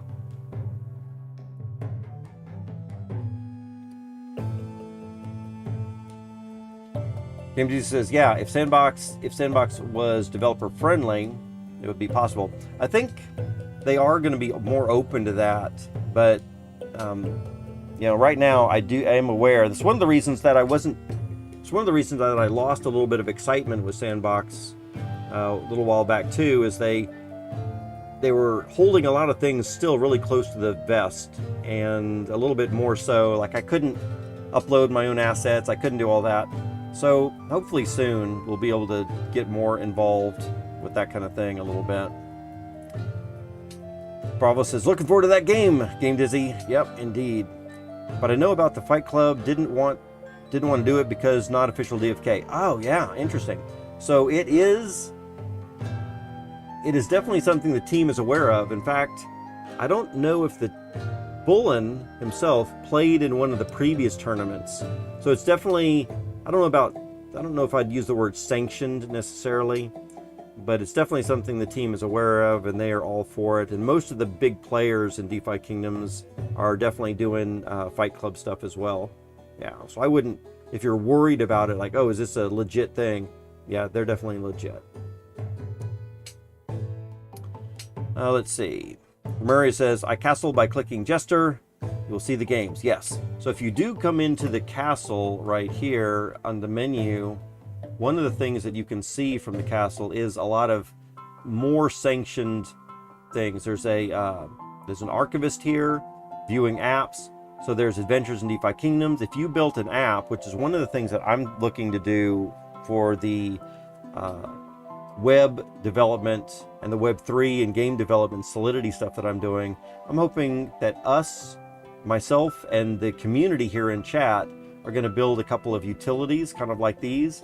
And then these are things that the team has not audited specifically, but the team is aware of these and feels pretty good about these teams of people that are available. And then there's also in the Jester, there are perhaps additional games like DFK Arena and DFK Fight Club that are sanctioned in here as well, right? So a couple of games you can feel a little bit better about. Yeah. Let's see. It's been a slow progress, but coming along. Oh man. All right, Game Dizzy. So when you do have links or progress or something, I am always, as you know, man, super excited to show community members progress of things and their own projects and all that kind of stuff. So definitely really interested in keeping up with what you're doing, man. Game Dizzy, are you streaming much anymore? I have not. I'm streaming 6 hours a day, DeFi Kingdoms, and I have not had a lot of time to look at a bunch of other streamers and do stuff. I'm still subscribed to your channel, but it's like I don't get notifications on almost anything anymore, it seems, or I guess I've muted a bunch of stuff since I don't want notifications popping up everywhere when I'm live. You know how that goes. Bravo Slab says, quite legit, and to the point they host new tournaments that tend to get pretty competitive. Yeah, the competition there is pretty cool. It's a lot of fun. There's a lot of camaraderie around that as well. Appreciate you support. Absolutely, Game Dizzy. You are a good friend, and I appreciate you being in the community, as well as your efforts to build community as well. For those of y'all that don't know, Game Dizzy is an amazing content provider, has been in the past. Met him back in Sandbox many months ago. Really look up to the guy. And even though he's been away for a little while now, lots of respect still. Yep. Only do sand, or no sand sometimes. I hear ya, man. We'll be back streaming some new games soon. Awesome. Very cool. Game Dizzy, did you get involved in much in the Alpha 3 for Sandbox stuff? Or have you just been away from the whole thing?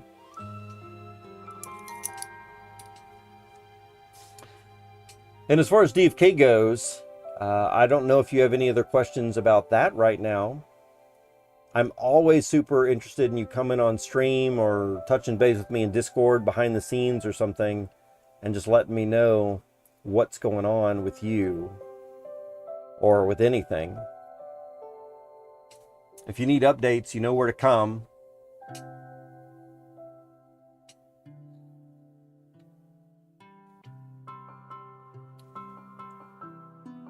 All right.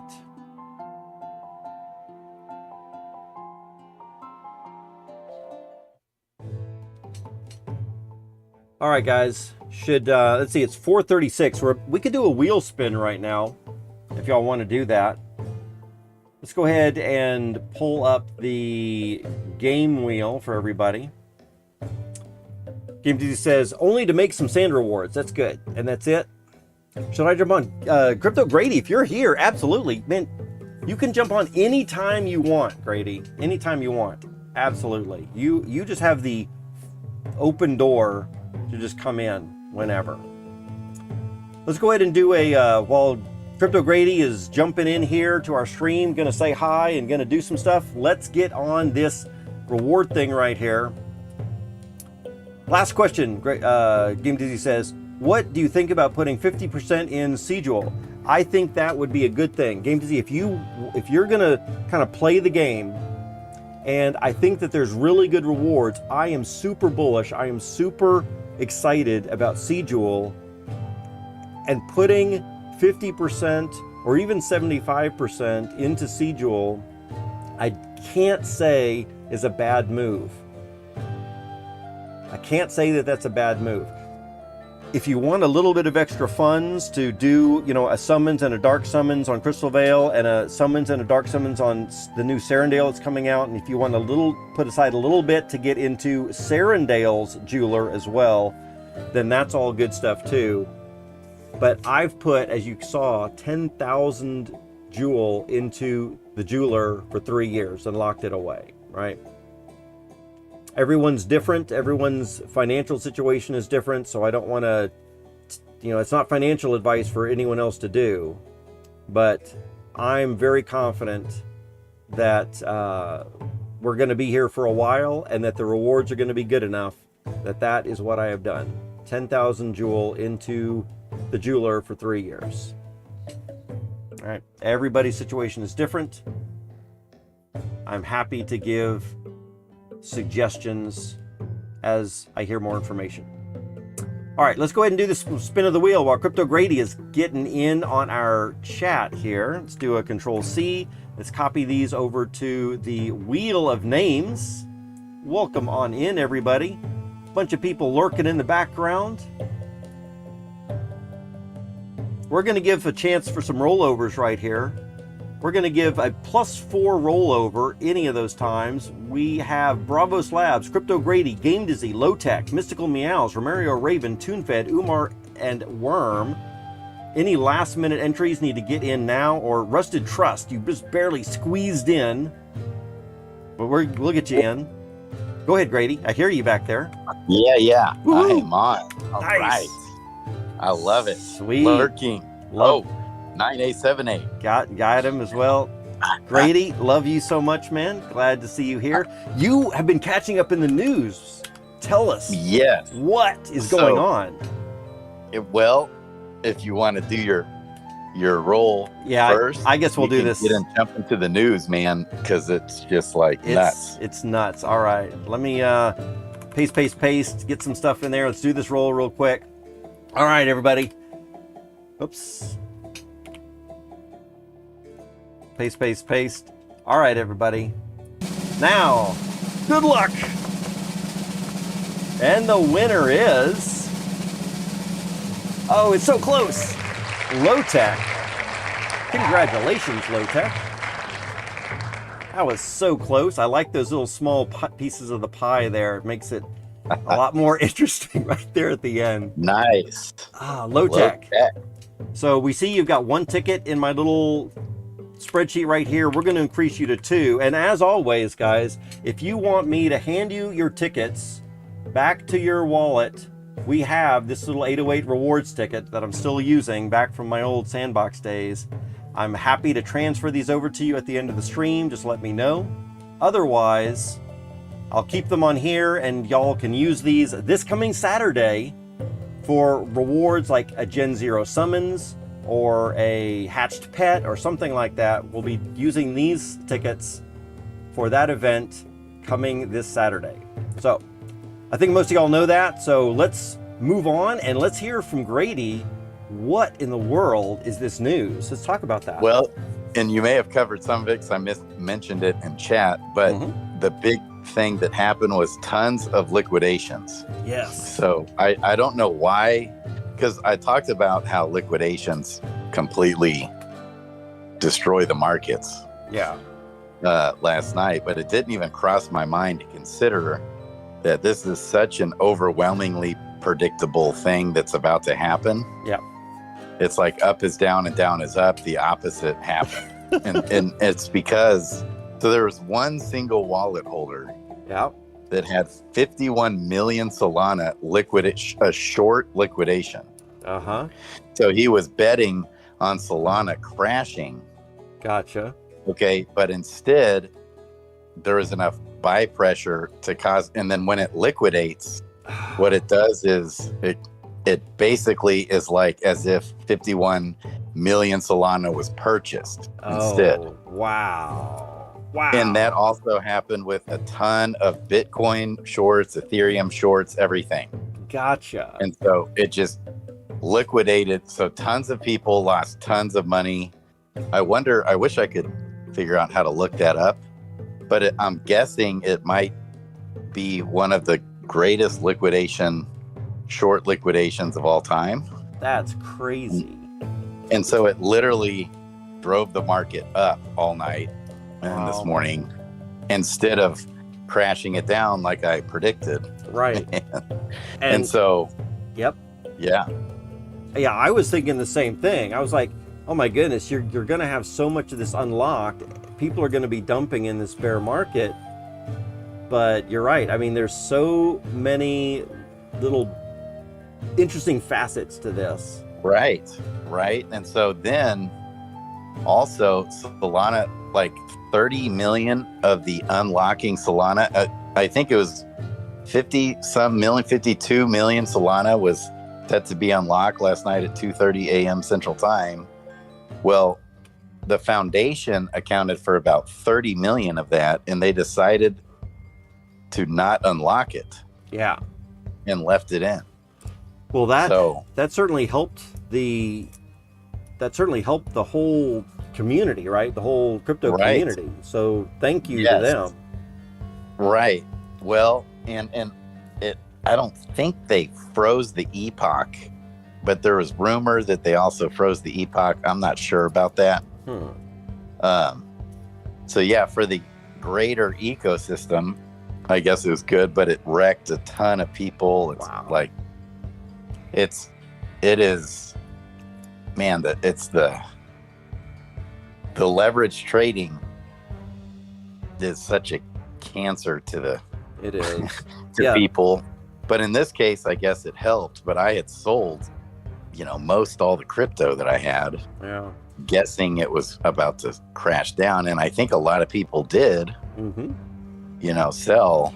And so there was a time several years ago, I think it was like in 2015, 16 or so, that I was doing a lot of short sales and all this kind of stuff as well. I mean, I'm not opposed to that kind of thing. So, you know, I wasn't doing anything like this time. I haven't done anything like that for years, but you know, I could have easily been someone. I felt the market was going to go down too. So, you know, if this had been a couple of years ago when I was doing that a lot, I'm sure I would have said, oh, this is going down, I'm going to set up some short sales, and I probably would have got wrecked with that also. Yeah, man. Oh, it's so crazy. Yeah. Like welcome to crypto. About the only thing left is, would someone put a bullet in my brain and put me out of my misery? No, none of that crazy. Kind of talk, Grady. None of that kind of talk. I know. But yeah, it's like down is up and up is down. You can't. It's so difficult to predict what type of things could happen. Yeah, it's crazy.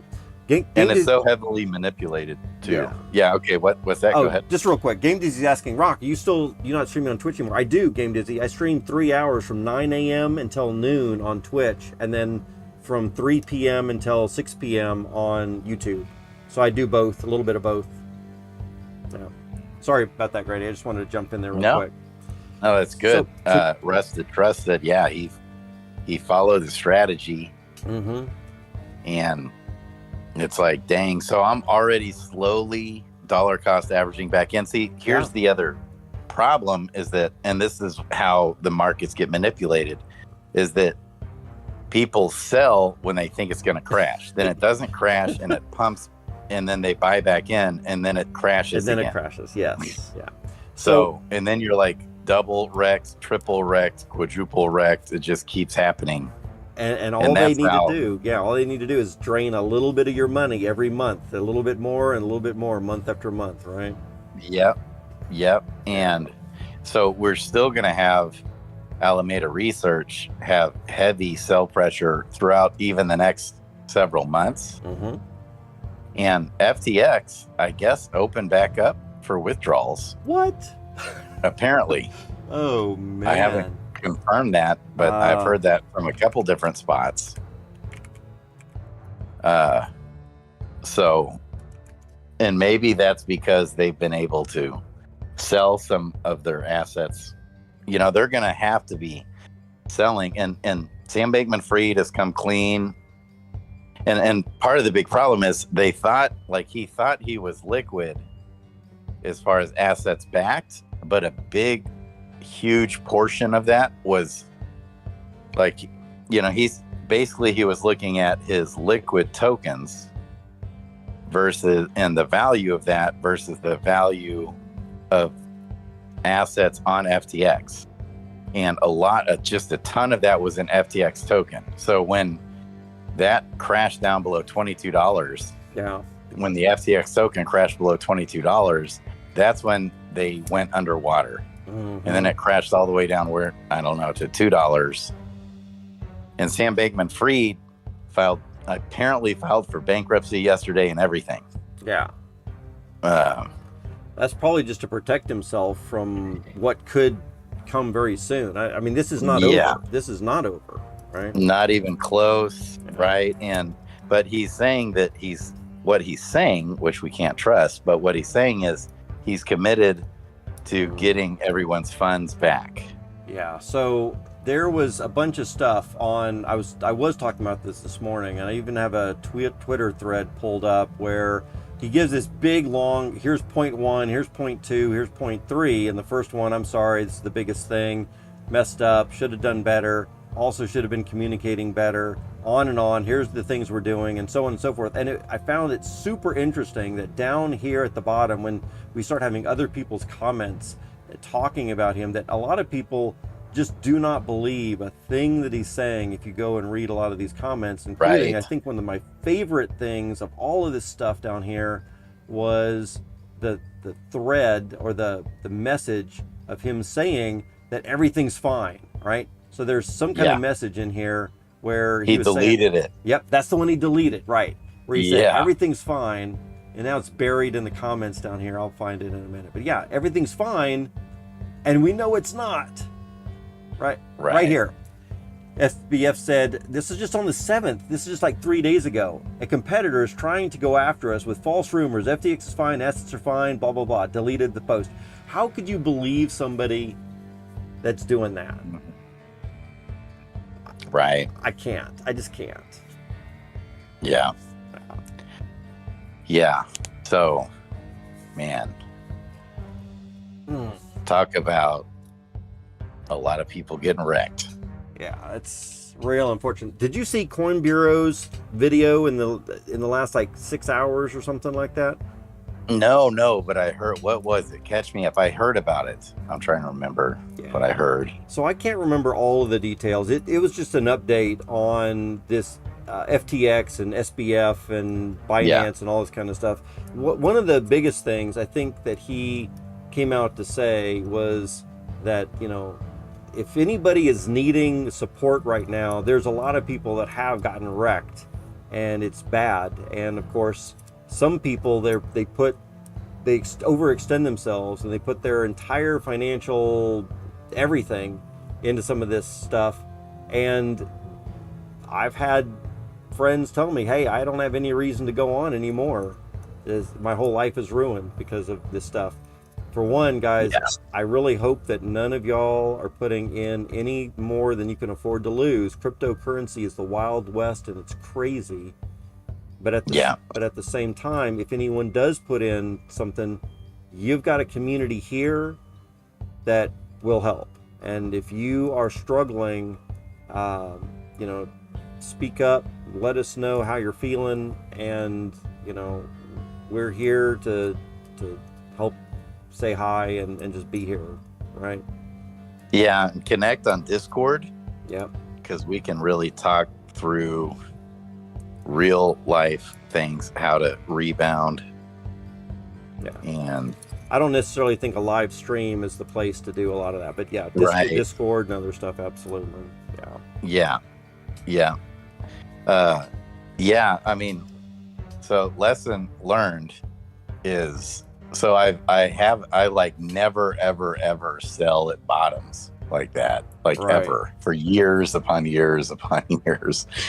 And for the first time that I can remember almost ever doing that, I did last night, and then look what happens. It's always when something is that predictable. Gosh. Yeah. Dang. I mean, I almost, well, I shouldn't say almost. It didn't even cross my mind. But, you know, like I said in the past, I would certainly have set up some short sales.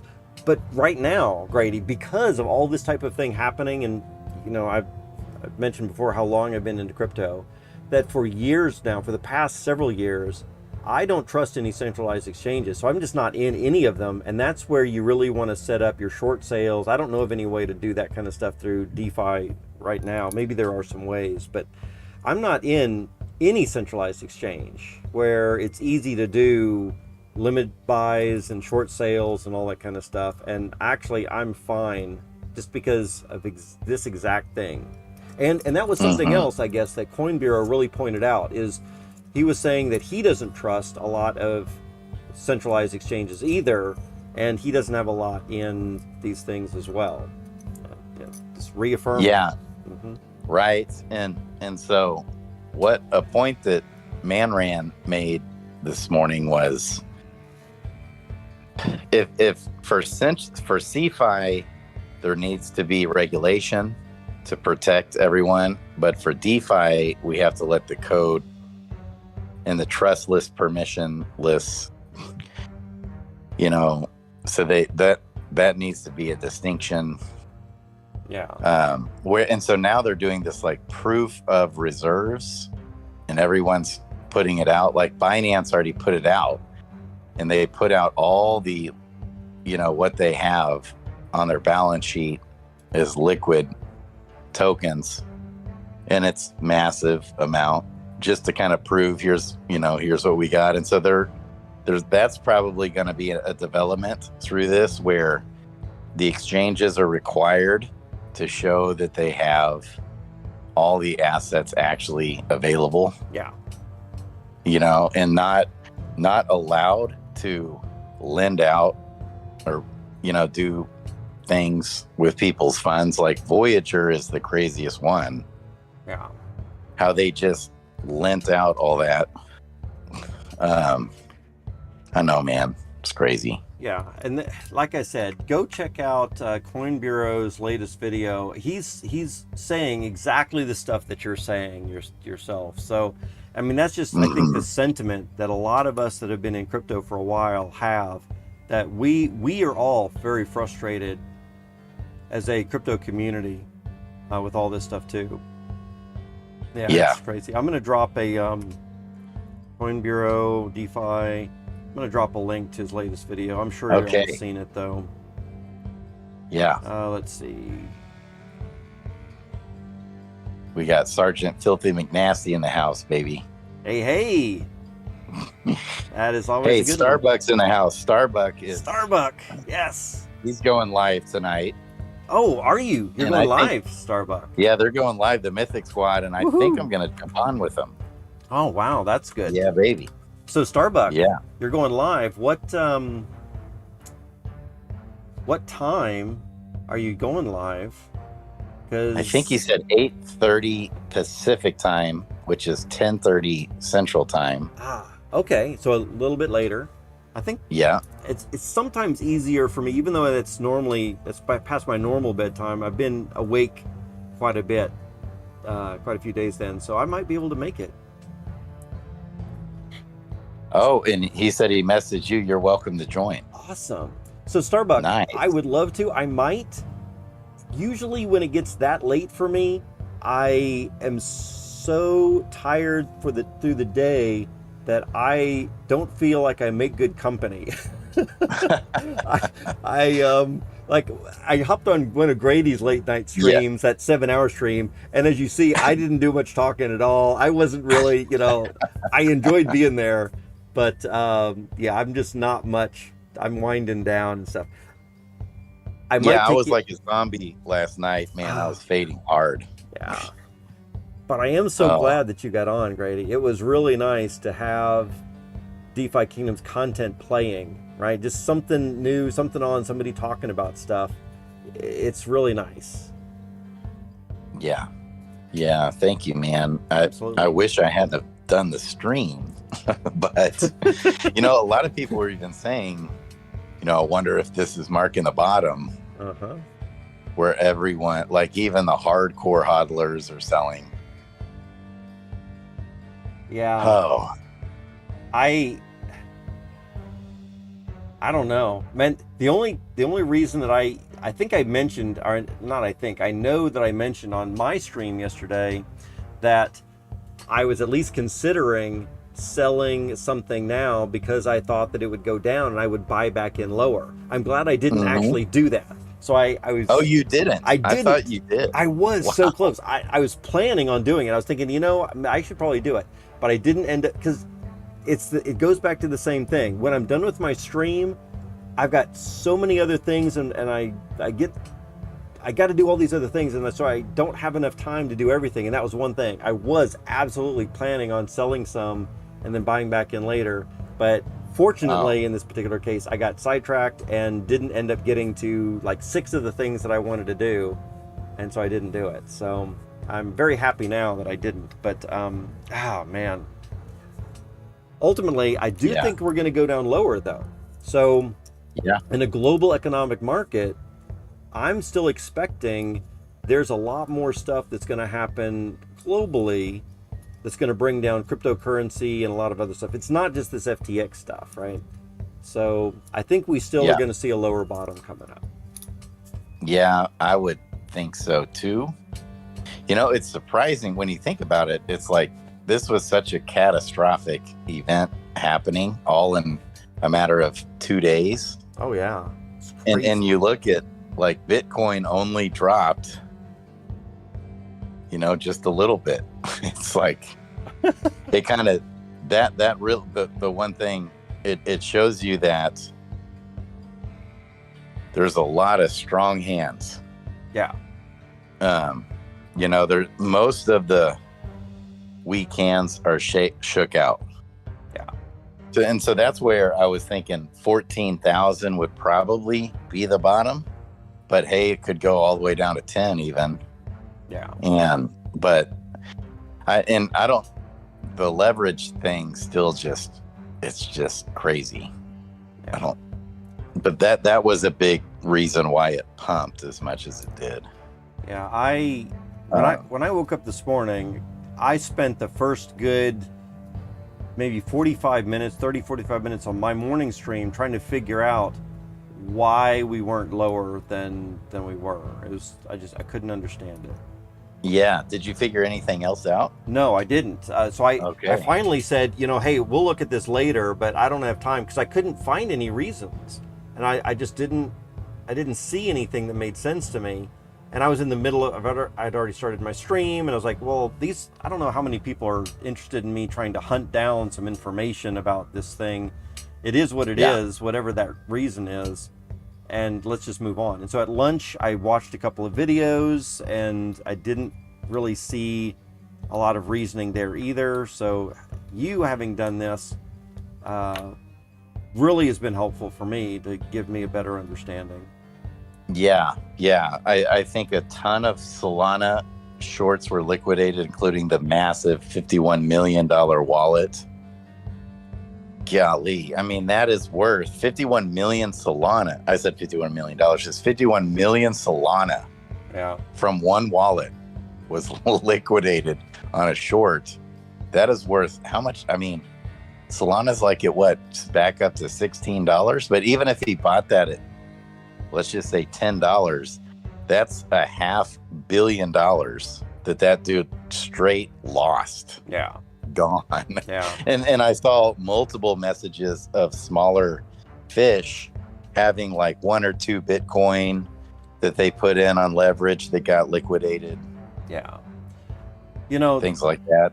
Yeah. So Sargent here is saying CPI numbers saved the market, and Rusted Trust is saying whales switching up their tactics. And I think that is absolutely something that anybody needs to do at some point if people are following what you're doing, because if you use the same tactics all the time, and if you become predictable, then you're not going to make that much money in that market if everyone's predicting what you're doing. So I don't know for sure if the whales are switching up their tactics, but it certainly makes sense that they would. Yeah, I think actually, like CPI numbers did majorly help too, because they only did a half point rate hike instead of a 0.75, 75 basis points. They did a 50 basis point. And the inflation numbers came down, I guess, which I don't believe any of that I don't believe them for that. Right. Yeah. But according to whatever data they're showing, he was really bearish last month. So this month we thought, he said it would keep coming. I thought we got 75 points this time too. What, wasn't it 50? Let's see. Basis points? I'm pretty sure. But I think what even affected at least the crypto market the most was the short liquidations and massive. Oh, 75, says Starbuck. Why did I hear 50?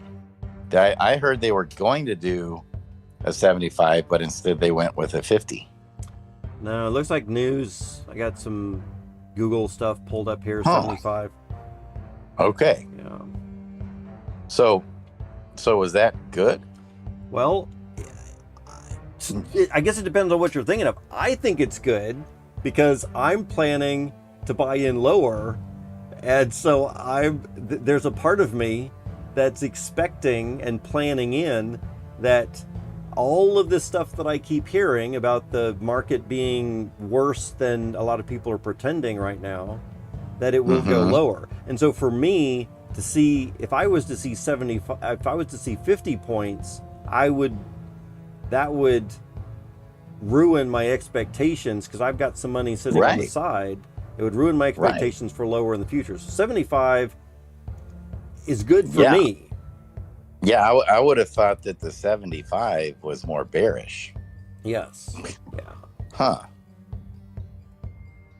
Okay. Well, I guess the CPI numbers with the inflation is looking better. Yeah. Now, one of the things that I believe in also personally, I'm not sure if you believe the same thing, but for me, I think that the Fed is moving too slow, and even though they're slowing down inflation, it's my understanding that we're still having slight inflation. In other words, we're still increasing, just not increasing as fast.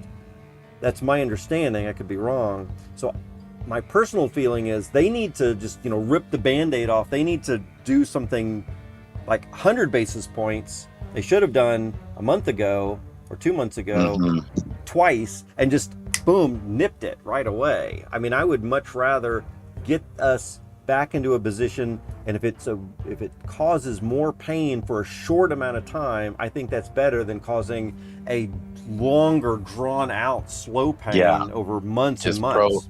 Prolonging it. Yeah. Right. I guess it's like a delicate balancing act, because if too many people go under, it could trigger just an absolute devastating, where it's like they're trying to shut down some businesses, but not all of them, or something. Sure. They're basically, all it really does though is it hurts the little guy. It does. Yeah. They want to make sure that more of us are out of work for a longer period of time, that we bleed through our savings and all this kind of stuff. Yeah. I mean, that's the goal. And that's going to end up mostly just hurting the little guys, and maybe a few big players along the way, like a Sam Bankman-Fried. Brady, let me ask you your thoughts on this. I don't generally give this a whole lot of thought myself. You might not either, but back in 2020, 2021, the Fed was just printing money like crazy, giving out all kinds of relief packages for this and for that and for the other thing. And of course, all that did, it boosted up the economy back then. It helped people pay for, things that they were needing to pay for at the time, because maybe people were out of work and all this kind of stuff. But now, all of us are paying for it. And right now they're trying to make all those same people go broke. And that's where I just don't believe anything. They're just, it's all about getting the rich richer, really. It's all, I mean, that's really, they're able to manipulate the markets and do whatever they want. Yeah. And somehow they're always a step or 2 or 3 or 10 ahead of you. Yeah. Even when you think you're a few steps ahead, they're still a step or 2 ahead of you. Yeah. And they manipulate the media, and the narrative, the messaging. Yeah. And so it's all manipulated and corrupt to the core, if you ask me. Yeah. Like Fed Chair Powell, you look at it says I think it says he's worth like $100 million, but really, actually, he's worth $1 billion. Like, how do you think that is? Yeah.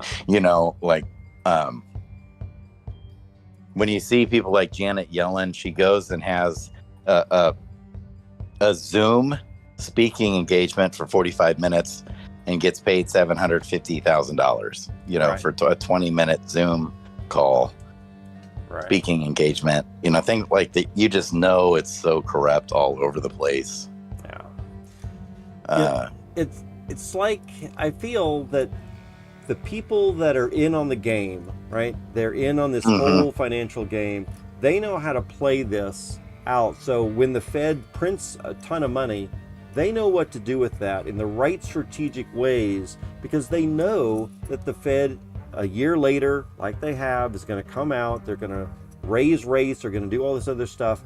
And I think the general population, is thankful for the money that comes in, but then doesn't know the plan and the strategy of how to deal with that properly, and they get wrecked here. But those people that are in on it end up, like you said, the rich end up getting richer because they know what's coming a lot more. Right. And like Nancy Pelosi is said to be the greatest trader of all time. Nancy Like she's Pelosi? made so much money trading. What? Like Wow. obviously she's an insider. And so even like so when Biden came in and printed all the money, the extra, and did all the extra stimulus packages, Yeah. there was already so much stimulus that had been done. And then he added like an additional 6 trillion, which was so over the top, mind blowing to me that you just knew something wasn't right. It just didn't even make sense. Yeah. And they kept using COVID as an excuse, but I think in the end, all it did was pad those pockets. Mm-hmm. They were able to play it just right to pad it was all manipulation, and then so eventually, and that's what they're going to do. They somewhat let the narrative fester of demonizing the Fed and this and that, and then what they'll do is swoop in with a solution and make themselves the heroes again and replace the dollar. Things like that will come. Yeah. I'm pulling up a chart right now of Bitcoin for the last year, right? So this is Bitcoin for the last year. Right. And we had, here at the very end, the far right-hand side is where we had this big drop-off here recently, right? Mm-hmm. Can you really look at this entire chart here and tell me that this last drop-off was anything very major when you look at what I've got on the screen right now? Right. You know? So what is it on the far left? How much was it a year ago? 65,000.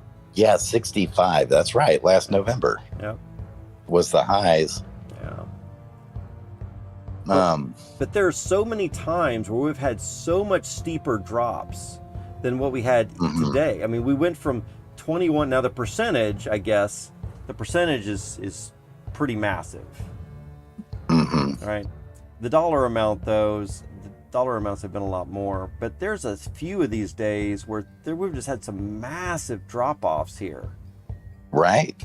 Like massive. And so when you think of what just happened, and all we got was like, I guess it depends how far you look back. If you look back just a few days, what it dropped from, was it at like 19,000 down to? It was 21,000. 15,600 or 21,000. Okay. Yeah. So that's still a fourth, right? 25% drop.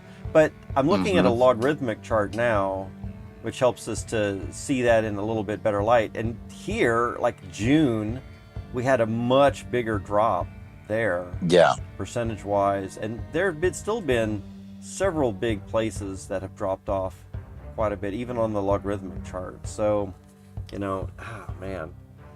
And so... Yeah, but was that June one? Was that when... So Luna happened like May the 12th? Oh, right in here. Yeah, maybe May, May the 4th, 5th, 7th, 9th, somewhere right around there. Yeah, the Luna happened, or even, maybe it was even May the 10th. Yep, that would be right in here. Okay. That was just crushing. Yeah, and then it kind of, we thought it bottomed out, right? We thought we found the bottom. We thought we did, and then for a little boom, while. And then another drop. big crash. And so is that what's going to happen right now over the next few months? I think we so. kind of, I think we're going to, we just had another big downtrend. I think we're going to see it's going to go sideways for a little bit, and then, or maybe even up, kind of like this right here from June until August. We see a little bit of an uptrend, and we're like, oh my goodness, it's going up. And then we're going to see another big drop. Yeah. That's my thought. They play that long game. Yeah. So I'm kind of waiting. I've got some money on the side. I am DCAing in a little bit. There's so much good stuff. See, the problem, Grady, is there's so much good stuff going on in DeFi Kingdoms right now. I can't sit on the sidelines for this stuff. I need to get more in there. Right. And so the people that always make the most money in crypto most of the people that make the most money, most of the traders lose, but there is like the top 5% of traders, maybe 8% of traders that make, good money trading. Most of them get wrecked. Yeah. So for the most part, for the masses, the way to make money is just to dollar cost average and hold. Yeah. And I mean, that's always been my big mantra. I went against it last night. It's still killing me. It's I think I get wrecked 80% of the time myself. So yeah, I definitely understand and follow exactly what you're saying there. Yeah. So let's brainstorm through some of the things that could happen. Sure. That would show that we did hit a bottom. Like maybe yesterday was the bottom at 15.6 or whatever it hit. Okay. And here's some things that could happen. Maybe there's a lot of people that had a lot of money on the sidelines waiting. Yep. And that Alameda Research is able to OTC a lot of those funds, to people where it doesn't affect the market. Yeah. Do you think that's possible? Because I know they have like 22 million Binance coin. I mean, that is nuts. So Binance themselves has like 56 million Binance coin.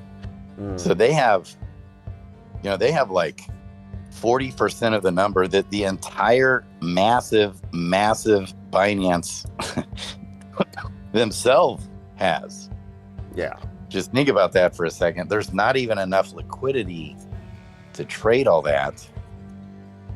If they weren't to go OTC over the counter, there's no way they could even sell that much. I mean, it would crash it down so hard. Right. But I don't think they would do that on the normal exchanges and through the normal routes. Yeah, because they want to.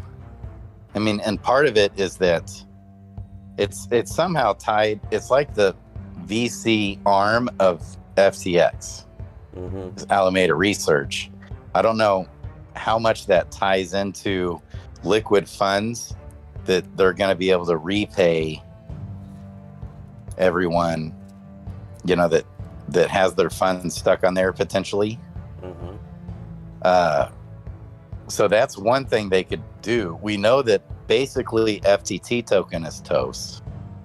And that was a huge percentage of their balance sheet, like, a week ago. I have a question for you here, Grady. It's related, I guess, to the topic of, predicting future and what do you do with your money and all this kind of stuff. But let me throw an idea or concept out here to you just to see what you think. So let's say that you know, and when I say know, that you're 95% sure that the market is going to go down, right? You're like almost like positive. we were last night.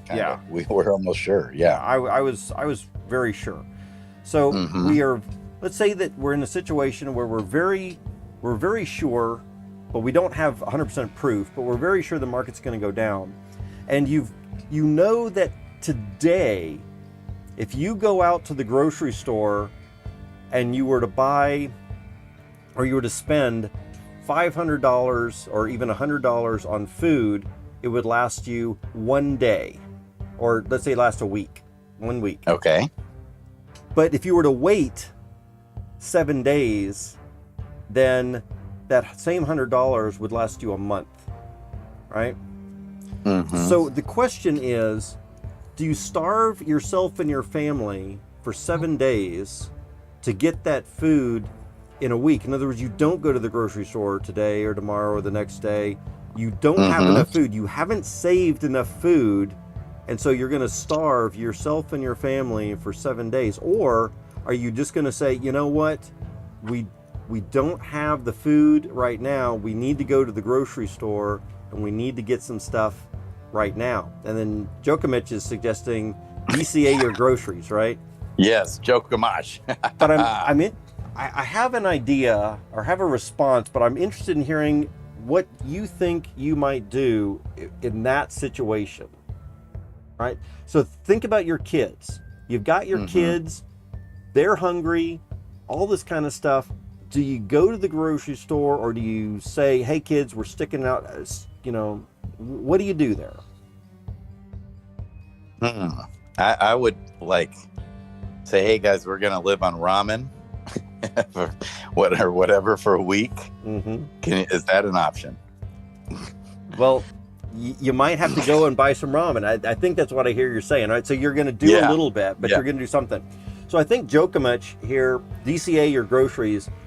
That's what I'm kind of getting at right now with DeFi Kingdoms specifically, right? So when DeFi Kingdoms, I do not want to pass up the opportunities that I see right here, and I don't have enough funds in DeFi Kingdoms right now, I feel. So I think the thing to do in that situation, DeFi Kingdoms to me is like groceries, right? It's like my food. I need that stuff, right? Yeah. And so I feel that even though I know that there's going to be deeper lows coming, that I need to put in a little bit now. So it's kind of like the ramen. I need to go out and get just a little bit now to get a little bit more in to tide me over for the next, month or 2 or 6 months while we're waiting for that lower low to come in. Right? Yeah. That's my feeling when it comes to this market right now and what to do with my money. Sabu's saying bullish on ramen. Got a bunch of people here talking some fun stuff here in chat. You've been keeping up. Yeah, bullish on ramen. Hilarious. Yeah, that, and so it kind of just goes back to dollar cost average. So before I jumped on, I was dollar cost average, tiny little bit of what I sold last night, like a fraction, pretty small fraction. Yeah. And back in, knowing that there's a real good chance it's going to jump back down. And someone said, I just looked too, it is kind of dumping back down some right now. Yeah. We're looking at that chart right now. We are seeing higher lows though, right? So I am seeing higher lows. So let's not get overly excited about this yet. But it does look interesting, to say the least. Yeah. Wow.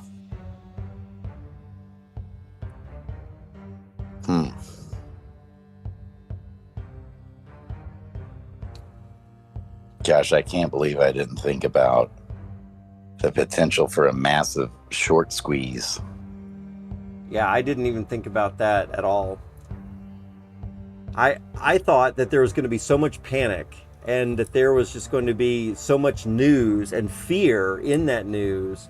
And the general population was not expecting this, I guess, that people would just get in there, and which they did. I mean, that one guy set himself up for that short, but if that's all it took was one guy and one wallet, Brady, do we know anything about that wallet? I don't. No, that was just one wallet. There was countless wallets, I think, that got liquidated. Do you think that was just something just crossed my mind? Do you think it's possible for one rich benefactor, one rich whale that wanted to get in there and save the world? Do you think that there would be someone, I'm thinking like an Elon Musk type of person, right? That says, hey, we don't want crypto to burn. I'm going to make this, or I'm going to set this up so it doesn't crash crypto. That's an interesting thought. I don't know if someone would do that, but because that's a huge amount of money that they just lost, right? But there are people out there that might do that on purpose.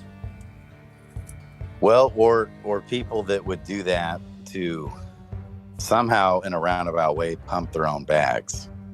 That's true. But when there's there's tools out there where you can see how much short versus long volume out there. Yeah. There's actual tools. And so when people see that the market is over leveraged, it tends to go the opposite way. So that's a sell signal is oftentimes what's happened over the last several months, as we looked at your chart, is when there's too many longs. So one of the things that happened was when Do Kwon was in there buying tons of Bitcoin, like single-handedly driving up Bitcoin. And same with Michael Saylor was still in there buying when it was like in the mid 40s, I want to say. Bitcoin was when we thought it would be crashing down, but it kept pumping. Yeah. And then at one point the market got over leveraged long because Do Kwon was still in the process of purchasing. He was going to buy $10 billion worth of Bitcoin and be like the largest Bitcoin holder in the world. Wow. And his goal was to match Satoshi Nakamoto, I think, was to eventually have 1 million Bitcoin, I think. That was his eventual goal. Nice. He wasn't even close to that, of course, but that was his, like, whatever 5-year plan. But in the short term, he was gonna like surpass Michael Saylor's holdings, and then it got over leveraged long because he was so public about it, and that's when it started crashing back down. Yeah. So anytime a market gets over leveraged, it tends, so then you have the whales manipulating the market to do the opposite. Yep. And cause that squeeze to happen. And they probably did some longs and then purchased a ton of Solana and Bitcoin and Ethereum, and it liquidated all those and pumped it up, and they made a fortune, and a lot of people lost their shorts. Yeah. Man. So you bought after some more... buying Twitter, I think he's done helping. Yeah. I saw that. So you went and bought some more back in. Oh, and also I wanted to check out Sir Jewel Staker. I spend the same amount on Jewel every Friday, no matter the price of Jewel. I think that's a good way to DCA in, right? That's right. Yeah. And a better day might be Monday. Why do you I hear that? Monday tends to be days where it tends to crash the most. Mondays, like after the weekend. I bet someone could make a tool that shows that. Yeah. And I hear Friday tends to be a pump day. Monday tends to be a dump day, but I know that's going to be in reverse on some occasions. So in some occasions the opposite will happen, but I wonder if we can also look at like the paydays, like the 1st and the 15th are oftentimes paydays for some groups of people. And, on Fridays, of course, people get paid quite a bit. So yeah, those days could be interesting days to look at. Yeah, absolutely. Those are probably, but regardless, even if that's true, you're buying on the wrong day. But if you're just dollar cost averaging in every, on a schedule like that, that's how you will win over time. Yes, I agree. On the winning projects. Right. As long as they don't go to zero. Yes. If a project succeeds, that's how you make the most money, unless you're an expert trader. Most of them are not. And there's a lot of people that market themselves as expert traders, but they're not. Yeah. It's like a marketing scheme. There's a lot of people out there that do that. And then, there's a lot of people trying to sell you their thing that they offer. And so you have to find the ones that, in general, a good trader that I trust is Cowan, Benjamin Cowan. Okay. Do you know who that is? I don't right off. Should I look him up? He's got a huge channel. He doesn't shill anything. Can you drop a at link all. into chat for us? Yeah, I'll find him. Let me find him here. I'm gonna do that. I've got two phones going, one with your stream up in the chat. While you're doing that, it happens to be perfect timing. I see it's 5:30 and we can do our next wheel spin. So yeah. All right, come one, come all. Let's do our final wheel spin of the day. We've got 30 more minutes of the stream. And so let's go ahead and get some names in here. We've got Brito B. Hey, Brito B, welcome on in again. Haven't seen you in a few days. Djokovic, Low Tech, Mystical Meows, Romario Raven, Sergeant Filthy McNasty, Sir Jules Staker, Worm, Zabu, Game Dizzy's even still here. Oh my goodness. Let's go, Game Dizzy says. Wow, Game Dizzy, I'm flattered that you're still here. Thanks. And a bunch of other names coming in here right now. TuneFed is still here. Sardo Fritz is here as well. Oh my goodness. Lots of good people just hanging out. Man, we are getting some good community access or good community involvement today. We're going to reward y'all here for this. Listening to you, friend. Missed you. I miss you too, Game Dizzy. I really do. We had a lot of fun months and months ago. It was great. Yes. Okay, let's go ahead and roll a wheel, and then we're going to hear all about this stuff that you've got there, Brady. So pick these names. Let's copy, and let's paste them in here. Paste, paste, paste. Starbuck is here too. Starbuck, you just barely missed. We'll stick you in there as well. We'll get you at least in there once. All right. And let's spin this wheel. All right. Good luck, everybody. And the winner is TuneFed. TuneFed, I think this is your at least second win of the day, if not third. TuneFed has been here quite a bit lately, as several of us have. I'm noticing that we're getting more people watching throughout the days as I'm getting more consistent with this. So that is good. That's TuneFed. awesome. Oh, yeah. TuneFed, congrats. Congratulations, TuneFed. All right, so Grady, you've got some good stuff for us, right? A link, maybe? There it is. Yeah, put it in. Yeah. I put it in, and I put it in the chat as well on your Discord. So Benjamin Cohen, oh, I have seen this guy before. I don't, it looks like I'm not subscribed. Maybe I was trying to weed out a bunch of stuff that I don't look at a whole lot, but we'll go ahead and subscribe again if you're saying that we should. Oh, I would say he's one of the best that I trust the most. It's not that he's always right, but he's often right. Okay. And he's like emotionless. He's a physicist. Wow. Really high IQ guy. Looks like he's got a couple of lives. Yeah, and some normal videos as well. And look at those hits he gets on his videos. Wow, yeah. Bitcoin Live Show, 93,000 views. Yeah. I'm wondering. And he doesn't monetize the channel either, but he does have a trading group that you can sign up for, and that's how he makes his money. Ah, yeah. So, have you noticed if he does any talk about GameFi and all that kind of good thing? No, he's pretty basic, just looks mostly at Bitcoin. He's not a Bitcoin maxi, but you know, I haven't even watched him in a little bit. Need to catch up with what he's talking about. Yeah. I was just wondering if people at this level would be other people to look for you to like do interviews and stuff with, right? Oh yeah.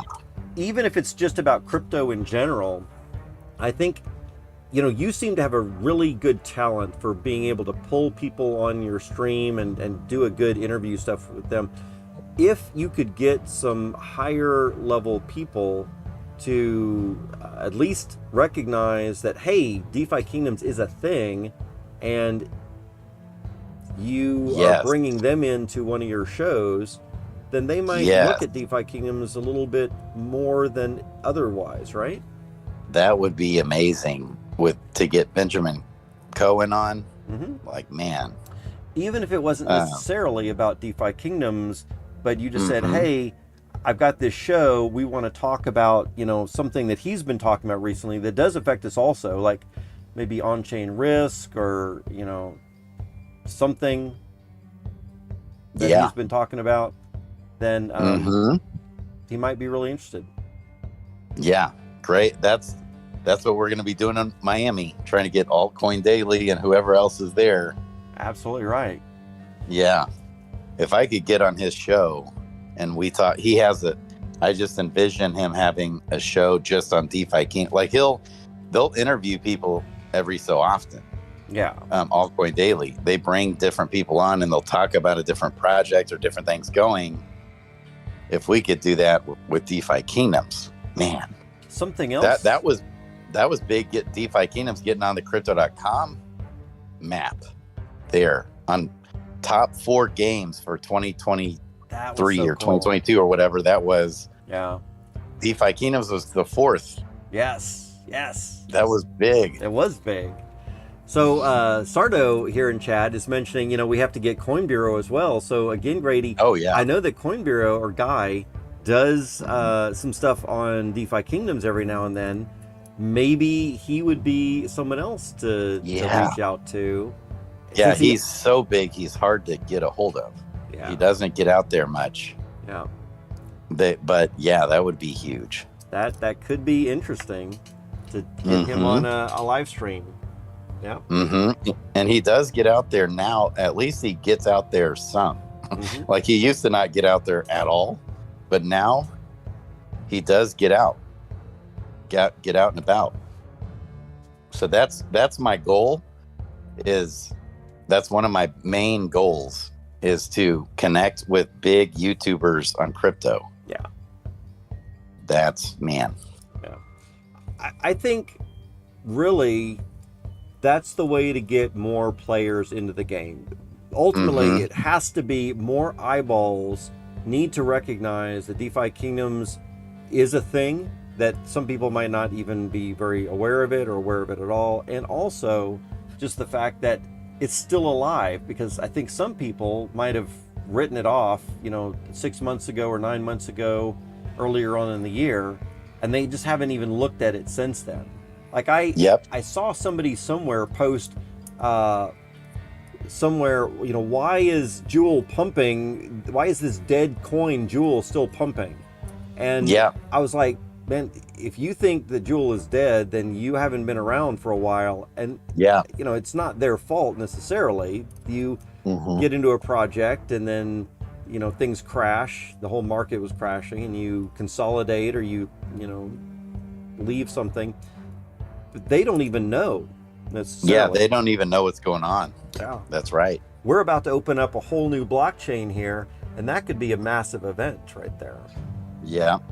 Man, so exciting. It was a really good AMA today. Even though there wasn't much alpha, it was just, you can just hear it in their voice. Yeah. They're pumped. Do you want to talk about a little bit of the AMA? So I've got a few notes. Let me pull up my notes here.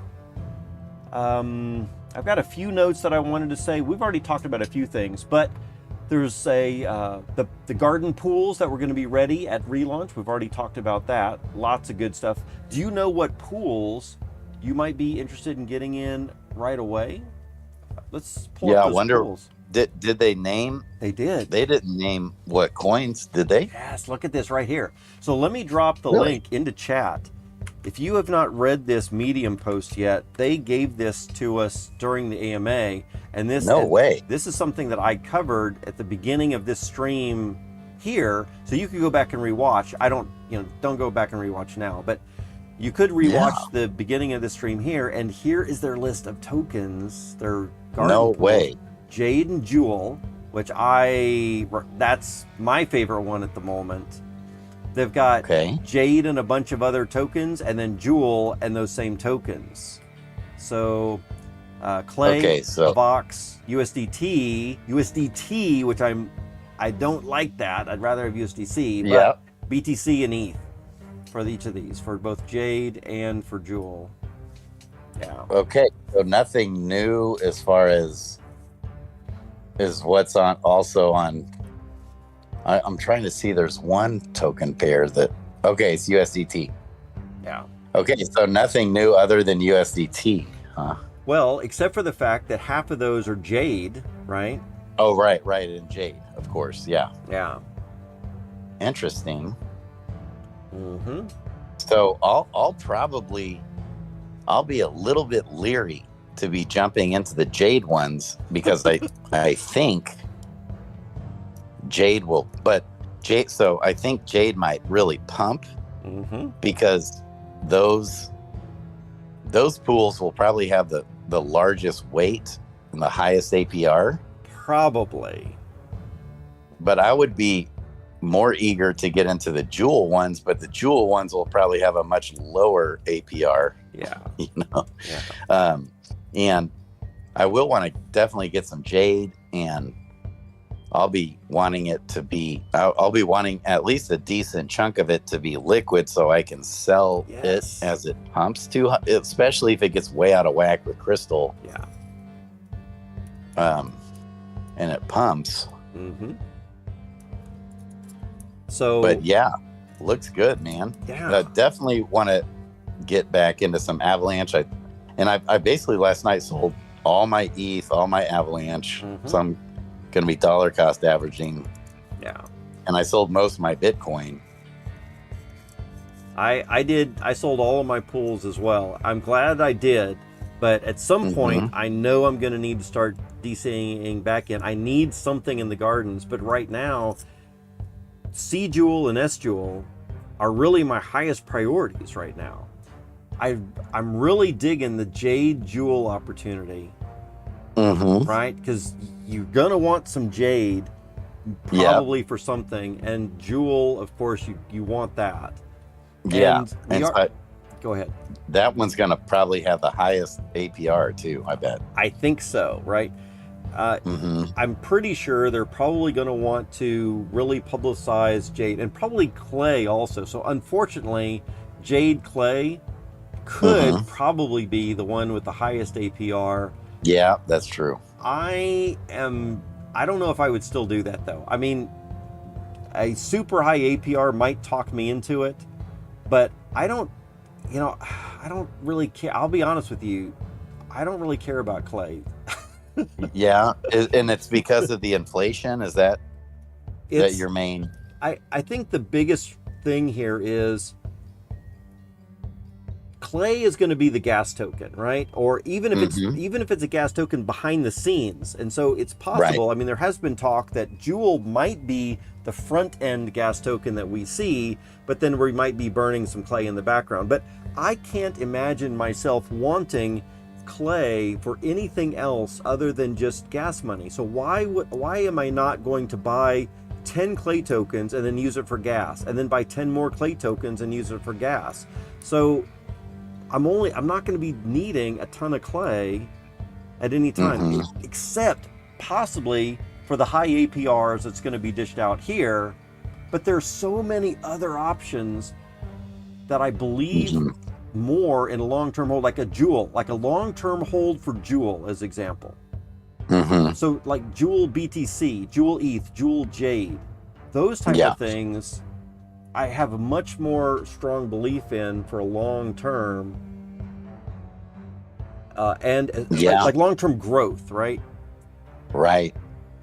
So that'll be one question I have is, like, what is the updated tokenomics schedule for for Clay? Yeah. Last I checked, I knew it was really inflationary, but I know a lot of that has already been released into the market. And I think it's like a really, really long-term token release over the span of like 25 years or something. Yeah. If I remember right. And that could have even possibly been adjusted. So you never know. A lot of times companies like crypto.com and Binance, they burned 80% of their tokens out of existence. Yeah. And then all of a sudden they pumped to the moon. Yeah. When when a lot of that was happening. It wouldn't surprise me if they've made some tokenomics changes. Mm-hmm. And because I haven't really heard a real updated what's going on with Clay in a while. Yeah. Like Coin Bureau, speaking of, they had a really good video on it, but that was like 2 years ago. And that was when like the Clay blockchain almost died.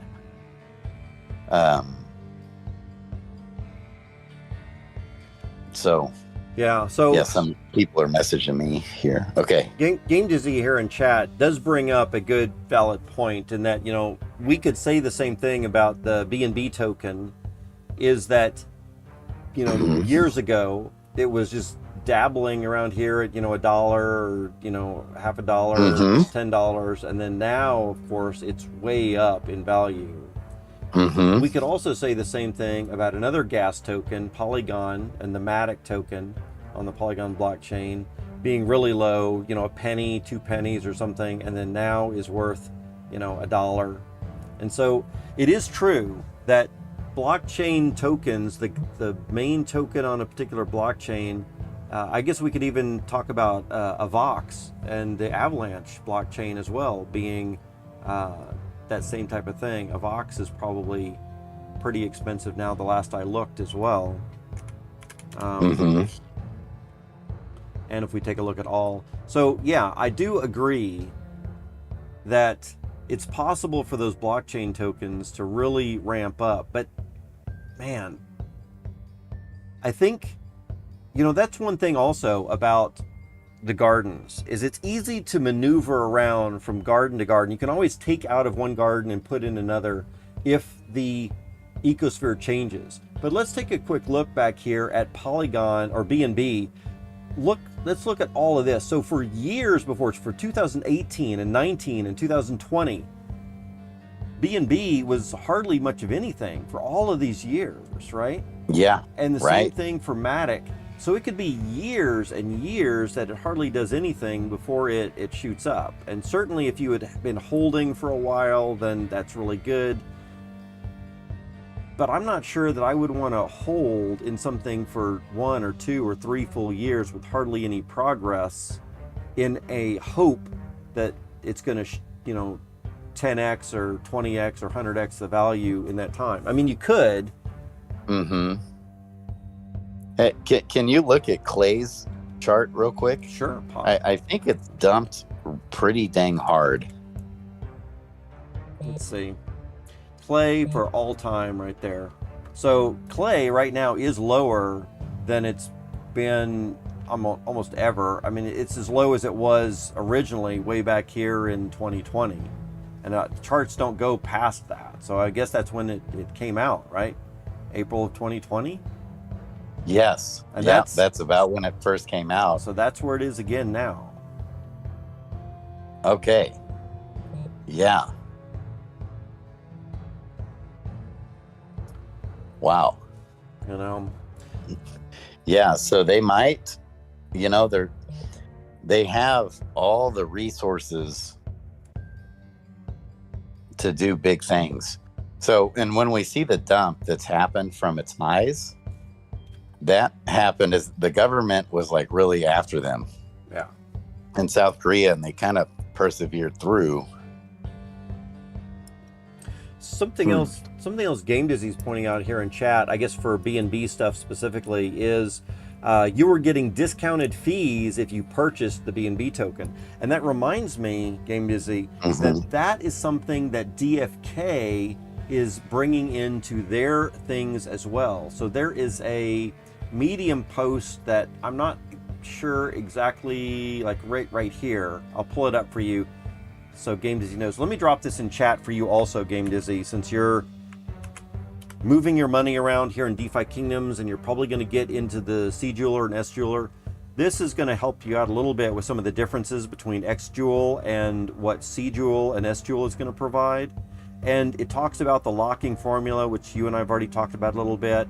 It talks about some of the things that you're going to be able to do with it, and some of the benefits of holding C-Jewel. And so just to bring you up to speed quickly, you're not only going to get some fee sharing rewards, you can do voting, which you might not care about, I don't know, but your voting will be based on the power of C-Jewel you have. You're going to be getting fee sharing rewards, which is kind of like your APR. It's not going to be a lot, but something. You can get power-ups that we talked about in the game, but there are some other things that you can get as well. And part of these power-ups and part of these additional features are going to be discounts. Just like you're saying, you get discounted fees. So one of the things that was mentioned in some of the AMAs, either this week or one of the previous weeks, is if you hold C-Jewel, you might be paying less for certain things in the game, right? Which would be another advantage for holding C-Jewel, right? Yeah. Yeah. That, and then they mentioned this in the AMA, a XP boost. Yeah. Yeah. It's another. So that's something else. So I did have something here for a whole list of other things to talk about for the AMA. So we were talking about the pools, and so Grady, it looks like you still need to go over the AMA for today, but we do have pools. Oh, in fact, if you didn't hear the AMA, let's talk. I did. You did? Okay, good. So there was a couple of things. On day one, the first day of launch, we are going to have bridges that include bridging your tokens, heroes, and pets on day one. We're going to have a marketplace. We're going to have the gardens. We're going to have a jeweler. We're going to have questing all on day one. We're going to be able to level up our heroes and hatch pets and do alchemist stuff. So all of that is actually a pretty good feature set on November right the off the 21st. bat. And then, of course, for phase 2, they've got summoning. So you're not going to be able to summon, at least in the first couple of days, but I don't think that that's too big of a deal. We'll get it soon enough. Item vendor, stone carver, duels, and the gen reroll are all going to come up in phase 2, which they say is shortly after. I wouldn't expect that that's going to be too long. Maybe within at most 2 weeks, but probably within a week, I think. Yeah. Wow. Lots of good stuff coming. Oh, let me also say here, when I am looking at my notes from the AMA to talk about Gen0 rerolls are going to work exactly the same as they have in the past. So there's even a link here in this Medium post that goes and talks about that. I don't think we need to discuss, unless you want to discuss something there, but I think it's going to be the same. Some realms. Yeah, just make sure you don't re-roll your pure breeds. That's the only thing I would say. Yeah. I've got 3 of them.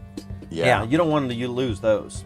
Something else that I noticed here from the AMA, they said, the question was asked is, are in the future, ongoing, when they have new features, are they going to focus new features for Crystal Vale, or are they going to focus for Serendale? And they pretty much said, we want to be providing new features both at the same time, although they did mention that there was going to be some features that might be Serendale specific or Crystal Vale specific. So I thought that was interesting, and actually I hope that they do. I think that having unique things in each of those different realms is going to help people to want to play in those different realms, right? Yeah, I love it. Something else that I heard on stream on their AMA that I thought might be very important for me to remind people is that there was mentioning that we probably are not going to be able to use the same heroes in different wallets for duels during a season. So right. Yeah. Now that's going to be something where they mentioned in the AMA, so be careful when you buy heroes. If those heroes are used by the previous owner in a duel for some season already, and if they sell that and you're hoping to buy that hero to use it in a duel, specifically for the duels, you might not be very happy if you go out and buy a hero that's already been used in a duel. So they're planning on marking those heroes, but I thought that was a very interesting and important thing. Yeah, good points, man. Okay, keep going. So something else they mentioned about guilds guilds tied to land. Yeah. They mentioned specifically, quote, traveling around the map, which I thought was really nice. And they also said that the whole thing was going to be rather complex. So to me, that does seem to say that we are going to be able to travel around this map, which they've said before, so it's not that big of a deal. But it is exciting to hear that it's not going to be too simplistic or basic, right? I just thought I'd bring that up again. Level 10 profession questing are going to come out on both realms at the same time, right? I thought that was a big deal. So that means that we're probably going to get level 10 professions around November the 30th, when that normal release is for November the 30th, or possibly December the 14th. What do you think, Grady? Which one of these days? And of course, it could be off cycle, right? It could be some day off normal cycle, but the normal cycles would be November 30th and December 14th. Yeah, good man. I bet November 30th, they're going to be finishing up parody on New Serendale.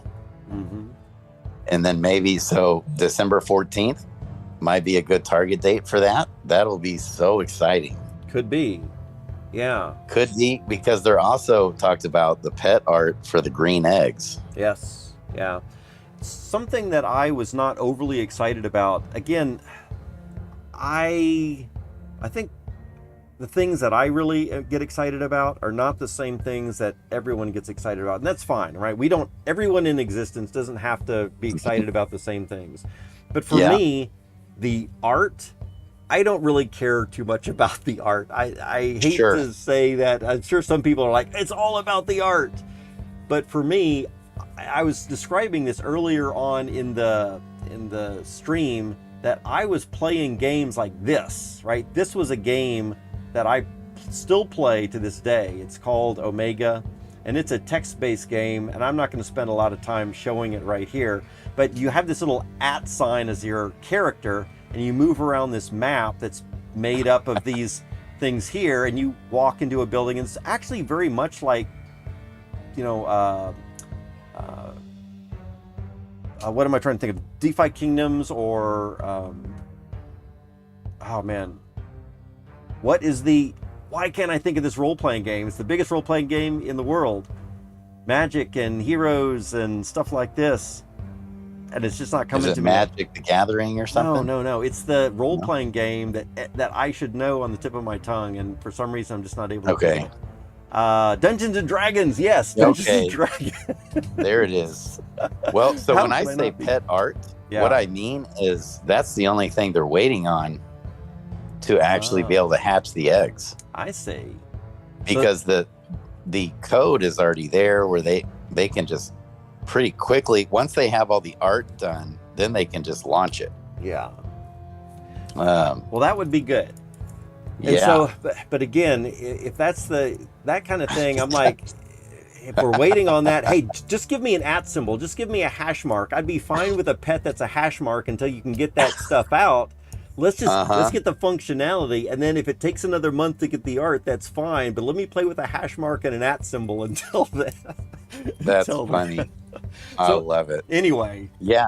So look at some of these questions, like traveling from village to village for different quests. Yeah. I think so. That'll be part of the PvE aspect, maybe. Yeah. And lands will be a part of that, I think. Well, so imagine the guilds owning land where if you want to travel from one place to the other, and I wish I could pull up a map that actually had land. Let's just do the best we can with this right here. So imagine that you're over here somewhere and you're trying to travel through this little, place, this little way right through these mountains, and somebody owns that land, and to get to this other place you're getting to, you've got to either pay taxes or fight some monsters or something like that to get through there, right? Yeah. And what happened if Ogre Abroad or Adventures in DeFi Kingdoms owns that little piece of land? They're like, you got to pay some taxes, or you've got to, fight some monsters or something like that. And that's going to make things super interesting. Yeah. And see, you might be able to summon at a better price. Like people will be able to build a new tavern on their land. Yeah. And do crafting or do summoning for a better price. And so you got to have an N with that particular guild or that land Right. or something. Right. You know, there's all different kinds of things. Yeah. And if you're a member of the guild, then you get, you know, a free pass or a discounted pass on there. But if you're not, then of course that guild charges you more. And that's a way that you've got guild community building and all this kind of stuff as well. So it's gonna be a lot of fun.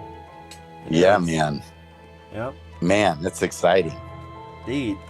So let me finish up with this. I noticed that it's 6 o'clock and I want to wrap up pretty soon, but I've got a few more things for the AMA. One is that C Jewel and S Jewel are going to provide power ups for level 10 and actually all quests as well as pets. And so just by having that C Jewel, S Jewel, it is going to give us bonuses to questing and pets, which I thought was another great I think we're just going to continue to see great utility and usability from all this C Jewel and S Jewel stuff.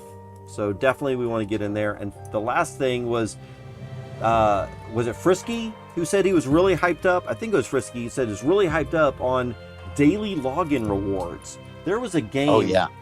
Let's see if I still have it on here. Forge of Empires. Did you ever play Forge of Empires or something like that? No. There's a game. Interesting. I'm not going to get on this too much. Can I log in right there? Can I do this and log in? Do it. I'm not sure if I can log in or not. Oh, I must accept the terms and conditions. I already have. Got it. Thanks. So this is a game that I played for several years, like 3 years before I got into crypto. I've got a fairly decent sized, uh-oh, what's going on here? Welcome to Forge of Empires. Uh-oh. Did it update? I don't know. It looks like I'm starting off with let me turn off the music here. So it looks like I'm starting off in a brand new town. I don't know what happened. I had a really big town built up, so I'm gonna have to find out what's happening with it. Anyway, Okay. the point was is that this game has, at least it used to have, here on the left-hand side was a bunch of daily, weekly quests. So there would be different things to do, and as long as you logged in daily, you got to see stuff. And unfortunately, I guess I'm gonna have to go through this whole thing again, which I don't want to do right now. So I can't really show you what the cool thing was. But they had daily, weekly quests, and then a guild quest also. So if you were a member of a guild, you got some additional bonus quests that you could do. So that kind of encourages people to be in a guild or to find some guild, because then you get those additional quests. And then also your guild mates can help you obtain some of those other quests that you have for your daily stuff and your weekly stuff there too. And that was really cool. So when Frisky said he's thinking about doing daily login rewards for power-ups and stuff like that, I was like, oh, that sounds really cool. And that helps encourage people to actually get in the game on a daily basis to do these quests and so on. So I thought that was really good. I love it. And also achievements and whatever, you know, different things like that. Yeah. He talks about contests coming. Yes. After like some of this stuff comes up, achievements and this and that, they'll be bringing that back in. I know that you are really excited about the contests. Yes. Yes, indeed. So what kind of contest, if you could have your pick of new contests or, you know, all this kind of stuff, do you have any ideas? Would you want them to be exactly like they were in the past, or how might you think about new contests? My favorite contests were the Total Wallet contests, and I just had so much fun with it, and that's why I bought so many heroes. You know, was man, if I can win some of these contests, it'll kind of be paying for my heroes. Yeah. I'm not as much of a fan as the single hero contests, except that it's like push and pull. The single hero ones is what really pushes the value of milkweed and stam pots. But in order to get on the radar, you got to be stam potting a hero. So the good thing about that is just for the overall economy, we see that stuff pump. And also, it's an excuse to just like stamp out a hero to get them leveled up faster. Yeah. Or a couple heroes even. Yeah. And all that was fun. It's like, man, it's hard to really compete in the Stampod ones because, I mean, people dump just hundreds of Stampods into a hero. Mm-hmm. And so after a while, that gets a little crazy. Yeah. But I would do that sometimes and just get my heroes a quick jump start in leveling. Yeah, I think the team has said many occasions that they really want to be careful of not making it a whales game where big fat wallets who can stampot 20 heroes up to level 20 really quick, they don't really want that. So that there is a challenge to come up with good games and good fun things to do that aren't based on that. Right. And so and I think that was even maybe more referring to like the total wallet contest, which I actually like the most. Mm-hmm. And that's what will cause a lot of people to buy up a bunch of heroes. Sure. Would be my response to that. So if you're not a whale, it's not nearly as hard now to become, more of a whale hero wise than it was back then. And it's fun. And I, with the botting, I think there's just there's a much larger percentage of the ecosystem that have the bots now. Yeah. And if the game offers their own in-game function for botting, okay, but what they started doing was kind of doing away with the total wallet contest. It was real rare. It got towards the end, they would almost never have them. But what they did a lot was the average stamina contests, and those are still fun. Yeah. And that's where literally if you have 10 heroes, you can win. Yeah. But it would be like, it's just luck of the draw. It doesn't matter how many heroes you have. Like they would have, get a crystal. It would be a single hero crystal, get a crystal in a training quest, normal average stamina, and you just have to hope you get that crystal early, right away. Yeah. So a big part of the key was watching that clock, and as soon as the contest is updated, then you're looking at it, and okay, if you find it's a crystal one, you want to quickly jump in there and hope one of those guys gets a crystal, because it's first come, first serve on the contest. So if it's a tie, and a lot of times you would have a large number of wallets just tying, because you're going to get only one crystal, most likely. That hero's only going to get one crystal that day. Yeah. And you got to have 50 stamina used. So it's 2 quests. And so if you get the crystal the second time, well, it's too late. Your average per stamina crystal, you still tied, but you didn't make the top 10. Right. And there is no tiebreakers, whoever hit it first. Yeah. So you then want to make sure that hero follows up quickly with quick, as soon as that hero hits 25 stamina, you want to make sure he gets quested.